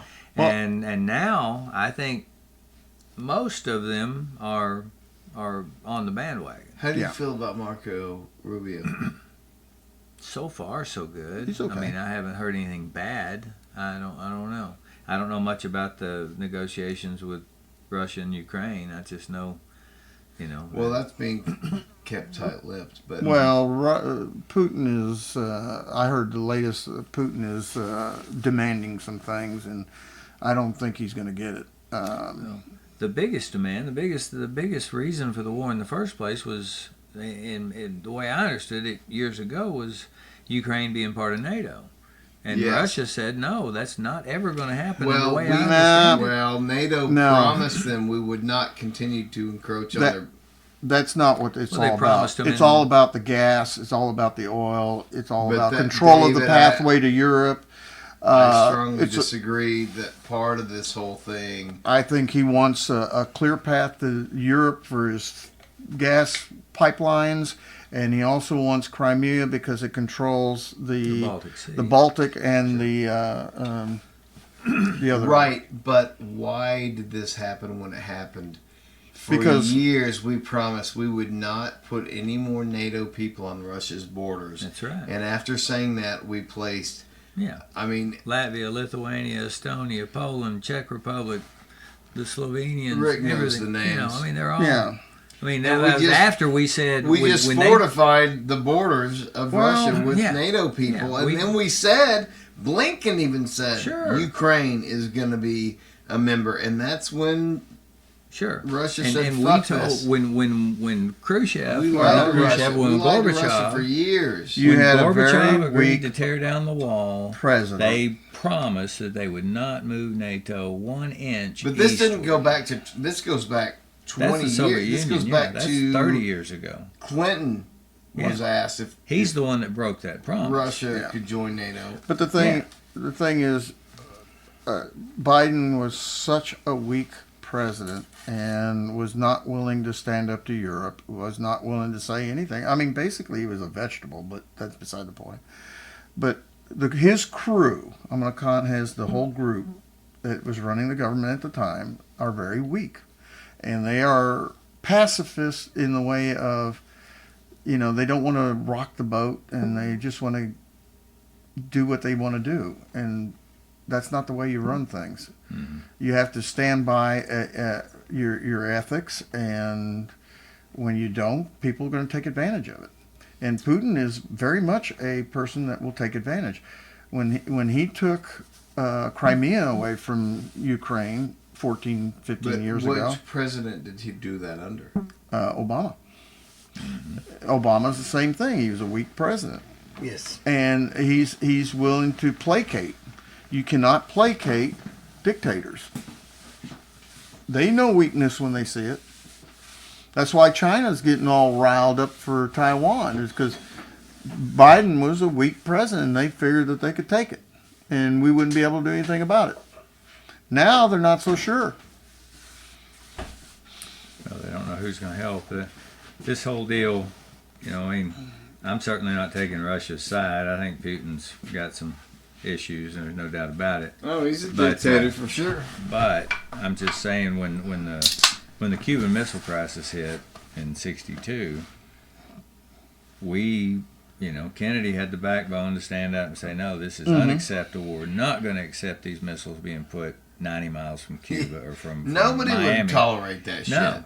And But that's do you the know thing. how- If NATO moves into Ukraine, I don't know how many miles it is to Moscow, but it's a lot closer than it is now. Not that far. And, couple and hundred. it's like, I can understand why someone would draw a line in the sand and say this is 100%. unacceptable. But the media has demonized Russia. Sure. And, Oh, yeah. They're the and I enemy. don't know if you guys know this, but the CIA has a budget. So when Reagan was in power, he was allowing the CIA to fund Hollywood movies to make Russians the bad guys. When you look at the movies you watch in the Russians, who are the villains? Yeah. In every movie. Yeah. We are. It's the Even in Russians. cartoons, you had Boris and Natasha and the Bullwinkle deal, and Yeah. you had But Who's that the was bad guy? all propaganda. Sure. And that was Reagan, everybody's favorite president. It's kind of like Mexico, you know. I mean, there's a lot of bad government down there and bad cartels and stuff like that. But 99% of the people are just like you and I. We just want to raise our families and and pass on our stuff and help people and love on everybody. And that's just the way around the world. That's the way it is. Yeah. But you get these people that are a little too big for their britches and Well, you know, they talk about cabals. Every country's got a cabal, and when you start affecting them, they have a tendency to want change. Prevent benefits change them. too. Yeah, for everybody them. wants to change. Everybody's a narcissist to some degree. Oh yeah. You know, they want what's right for them. We are so lucky. Well, I mean, we're not necessarily all that lucky because we're paying for it, but the world is very lucky that we have been basically the police force of the world. It'd be a lot worse if we weren't. America World Police, but don't you have a problem with us having bases in every country in the world and trying to interfere with elections and like we're doing that shit, Dave? Oh, sure. I've directly seen it firsthand. So. Well, and most of that is all derived around we want to influence an election in Zimbabwe because Zimbabwe has a raw material that we want, and this leader is going to sell it to us. And this leader says no. So that's what that's all about. It's all about capitalism, if you will. But not that capitalism is bad. Capitalism is very good. Capitalism is what creates the hard work that makes Max a good drummer. You know, I mean, it's the every big government in the world. I'm gonna name, you know, India, China, the Soviet Union, the U.S., and a couple others. They're all vying for the same natural resources. They're all vying for control. It's just how they go about it. If you do it in the Chinese form, you're going to be basically a slave. If you do it in the Indian form, you're basically going to be poor. If you do it in the Russian way, you're again back to being basically a slave.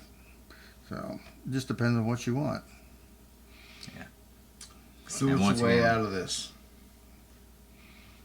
How do you see a way into I think the way Trump's doing it is probably a good way to do it. You basically, since we're the big bad boys on the block, you just tell them, hey, knock it off, and you know, here's the deal. So you see the advantage of strength right now. Oh, absolutely. And saying, hey, fuck you, we're doing it this way or no way.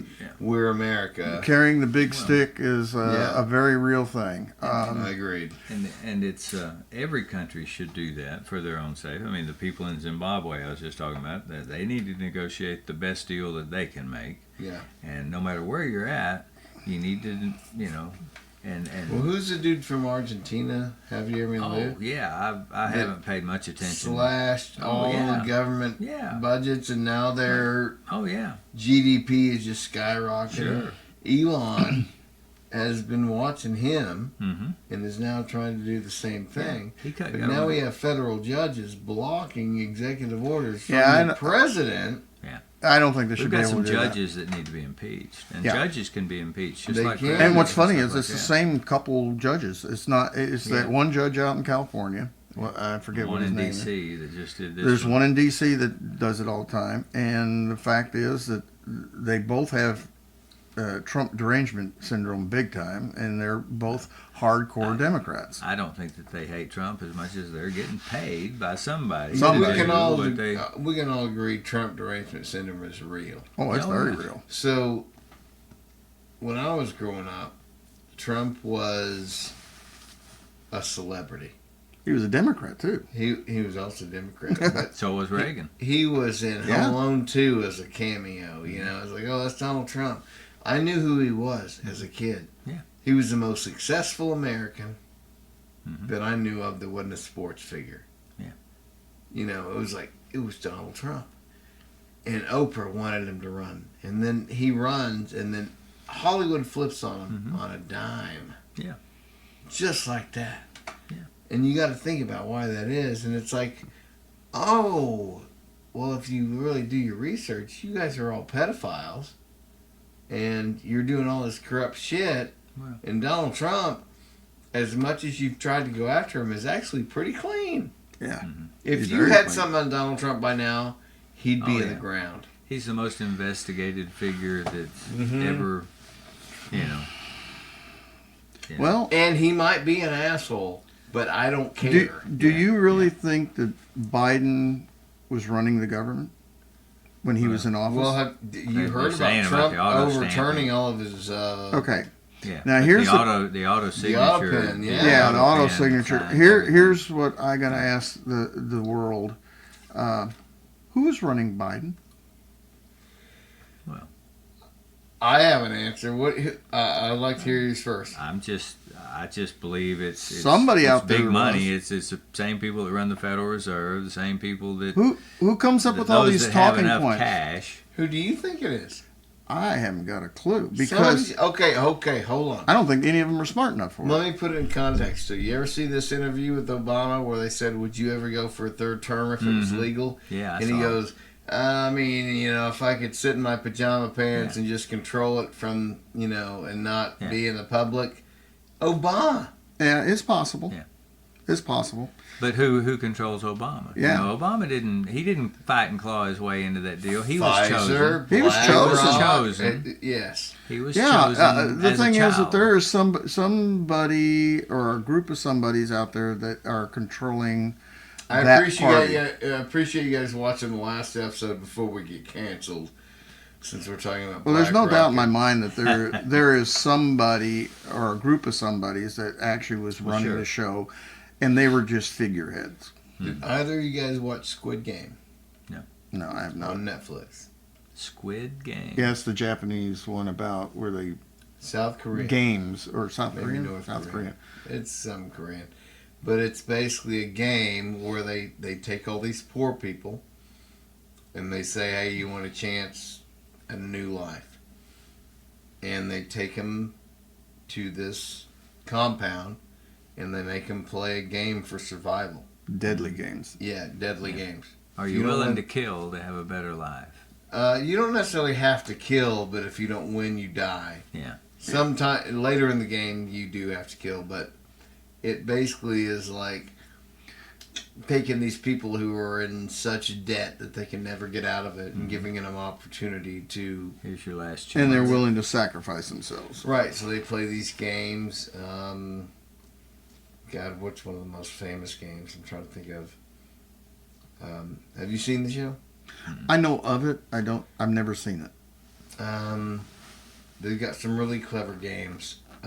So like, one of them is red light, green light, right? Yeah. So you got all these people, and there's this robot that's got this rotating head with cameras, and it'll turn its head around and say green light, and you move, and when it turns around and said red light, if you're still moving, the people who operate shoot you. They kill you if you're still moving. Mhm. So you win that challenge, you go on to the next challenge, and basically they eliminate you by killing you. Mhm. And the guy that wins basically is like, I'm gonna try and. Well, that's not really all that bizarre when you think about how the Romans operated. I'd have struggled. Man, with that's it. a whole nother podcast, Dave. But it's a very If you similar, wanna talk very about similar Romans- premise. You're placating the masses by providing deadly sports, and I mean very deadly sports. So This is already a 2-part podcast anyway, Yeah. so we might as well. So you have a society that thrives off of seeing, the destruction of their fellow man. Granted, they're slaves. Usually, they're from other countries or whatever. But still, it's a focus that here I'm going to not a basketball game, but I'm going to a gladiatorial contest where I know that at least half of the men that go out there are going to die. They're gonna die.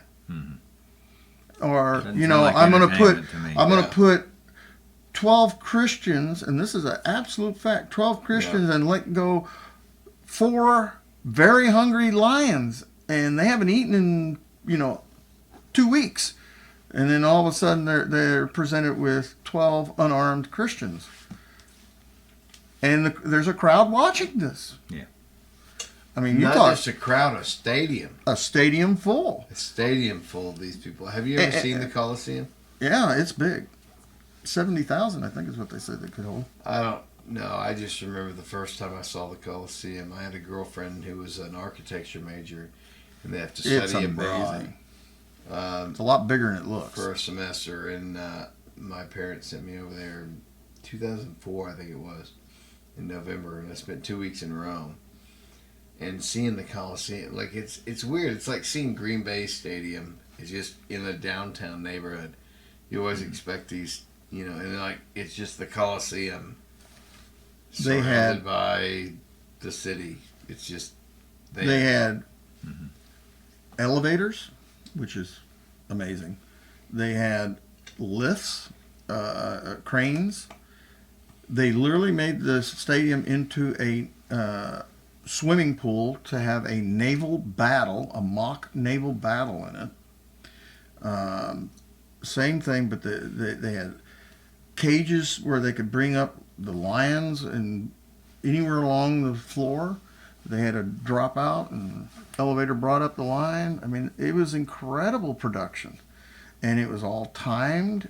They had the underground passages under there are just amazing. I mean, they had animal storage, they had food storage, they had slaves running the mechanisms because everything was man operated. You know, if it was an elevator, there were two guys on a treadmill or a hand cranking that baby up. But and they did this, and just think, they were doing this for a period of 700 years.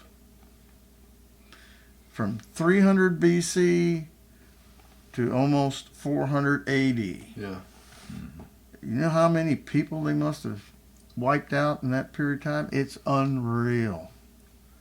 I saw the numbers one time for, it was a 100-year period, and they think that they went through 70,000 people. Now they just start a war and send them to the front lines and let them die that way. Yeah, and it's really sad because you think about it, you're sending out your young, healthy, robust males, and you wondered about why we have such wimpy men nowadays. Yeah. You're killing off all your healthy, big, burly men, and all that's left are the wimpy ones that you rejected because they can't go to war.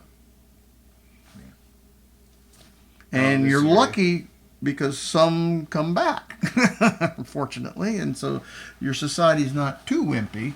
But I imagine if you compared men from the 1600s to men now, you'll find that the men back in the day were probably more robust than they are today. Well, sure. Well, absolutely. Even in our generations. But robust in today's era is not respected.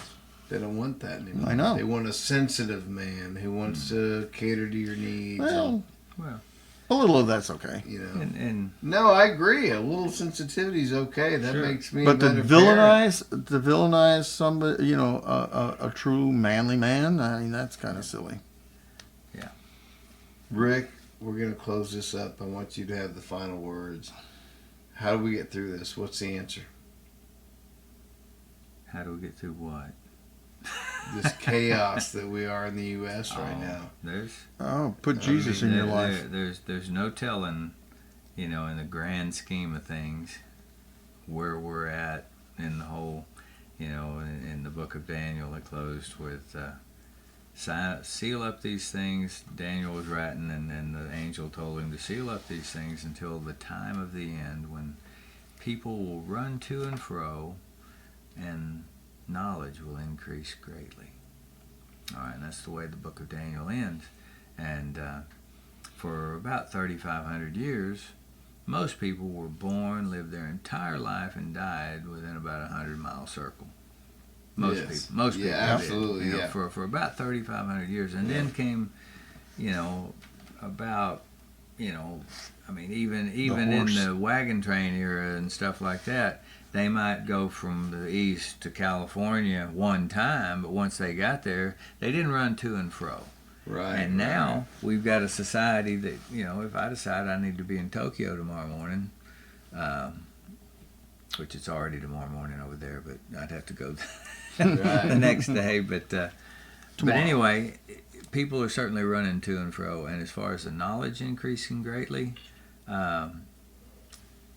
technology is growing so exponentially, and many generations throughout history have believed that they were the last generation. Oh yeah, this is it. I've read Revelation. Well, I this remember is growing up. it. This is it. This is it's got to be over. And I don't claim that it's got to be, but I do see technology increasing exponentially, and what we've learned in my lifetime, in my grandmother's lifetime. My grandmother was born in '06. And, she told stories about walking her and her brother taking a cow to the market and trading the cow, pulling a trailer, a little cart down with the cow, and then trading the cow for sugar and flour and all that stuff, and having to pull the trailer home. Things like that. Well, when you think about it, it's seriously, like, my grandfather literally went from the horse and buggy to the Model T, to the 50 Ford, to rocket ships on the moon. Yeah. And in his lifespan, just the incredible change. Now, it's exponential. You go from, when I graduated college, we were still working with place cards on computers for programming. And now, we got AI. We got more in our self-thinking iPhone than we do. Oh yeah. With, it's just unbelievable technology. The Apollo mission that went to the moon, the computing power, a simple handheld HP calculator had more computing power than that entire capsule. But as far as what the future holds and what it's going to be like 10 years from now, 20 years from now, who knows? And God only knows what will be allowed and what will be. There's going to be some. Before it all goes down, there's going to be some radical things go down, I'm sure. And, well, the trick will be to not become basically slaves. Mm-hmm. Well, because it could go down that road very quickly. And I don't think it's good for any of us to sit on the fence. Mm-mm. That's one of the things. If you read the book of Revelation, he talks about the church of Laodicea, and he was more displeased with that church than most of them because they were neither hot nor cold. They wouldn't stand up. He wanted them to either be hot or cold. Either one, I can be, But to sit on the fence and not pick sides, not take a stand, was unacceptable. And and I think that's what all of us should do, is stand for what we believe in. And well, I think it goes with anything. I mean, on social media, I get attacked for, if I have a MAGA hat on, I get called all names in the books, and and I've tried very hard to keep it out of it, but if one does get in there, well, people throw arrows and slings at me and call me a piece of shit, and the lunatics running the asylum. Well, it's been that way for since the Biden administration, but it really hurt me for a long time. Like I had a guest that was coming on to the pod that I was really excited to meeting. She runs a women's shelter in town, and we were gonna talk about all the good work she did. But then I posted a hat of a song I hadn't played in 25 years. My son wanted to play it, and I happened to have a MAGA hat on. And I posted a little video of it, and she said, "I will never come on your show. You're a racist, and you're a pedophile, and you're a homophobe, and all these things." Mm-hmm. And I was like, "Man, that right there, you are not the tolerant left. You are bigots, and bigotry is the race of racism and hate. All hatred is based on bigotry. Sure. Mm-hmm. Bigotry is just defined as hating somebody because they're different than you." Mm-hmm. And so I had never experienced bigotry before, and it put me into a deep depression. I was like, I don't feel like I've done anything wrong. But No. like No. these people are hating No, me. and You can't control that. and you got to feel No. good about how you feel. You know, you feel that way. You believe, if you believe that you're doing the right thing, even if you're wrong, you've got the conviction and you're standing up for what you believe in, and you're willing to fight for what you believe in. That's admirable. Yes. But if they want to prove me wrong, come on the show. Well, Exactly. Or at least You know what I mean? when you're talking on social media, I Or they'll always, scream at you. you know, like I was talking earlier, I made a post about something, and some guy comes back with just, you know, it's because that orange, you know, and I just like, dude, you know, and I made a, you know, smart ass remark that, you know, well, it sure is great having, you know, fulfilling conversation with people about the topics at hand, you know, and Well, you got some people around you who are, I think, confused. But you got a lot of good people around you too, Sure. and you're one of those guys. So I don't think you really care who you have around you. You have created your world, yeah, and you're the center of it. well, And that's And one that's of the those way things I everybody ought to be. respect I mean, about. You know, I agree.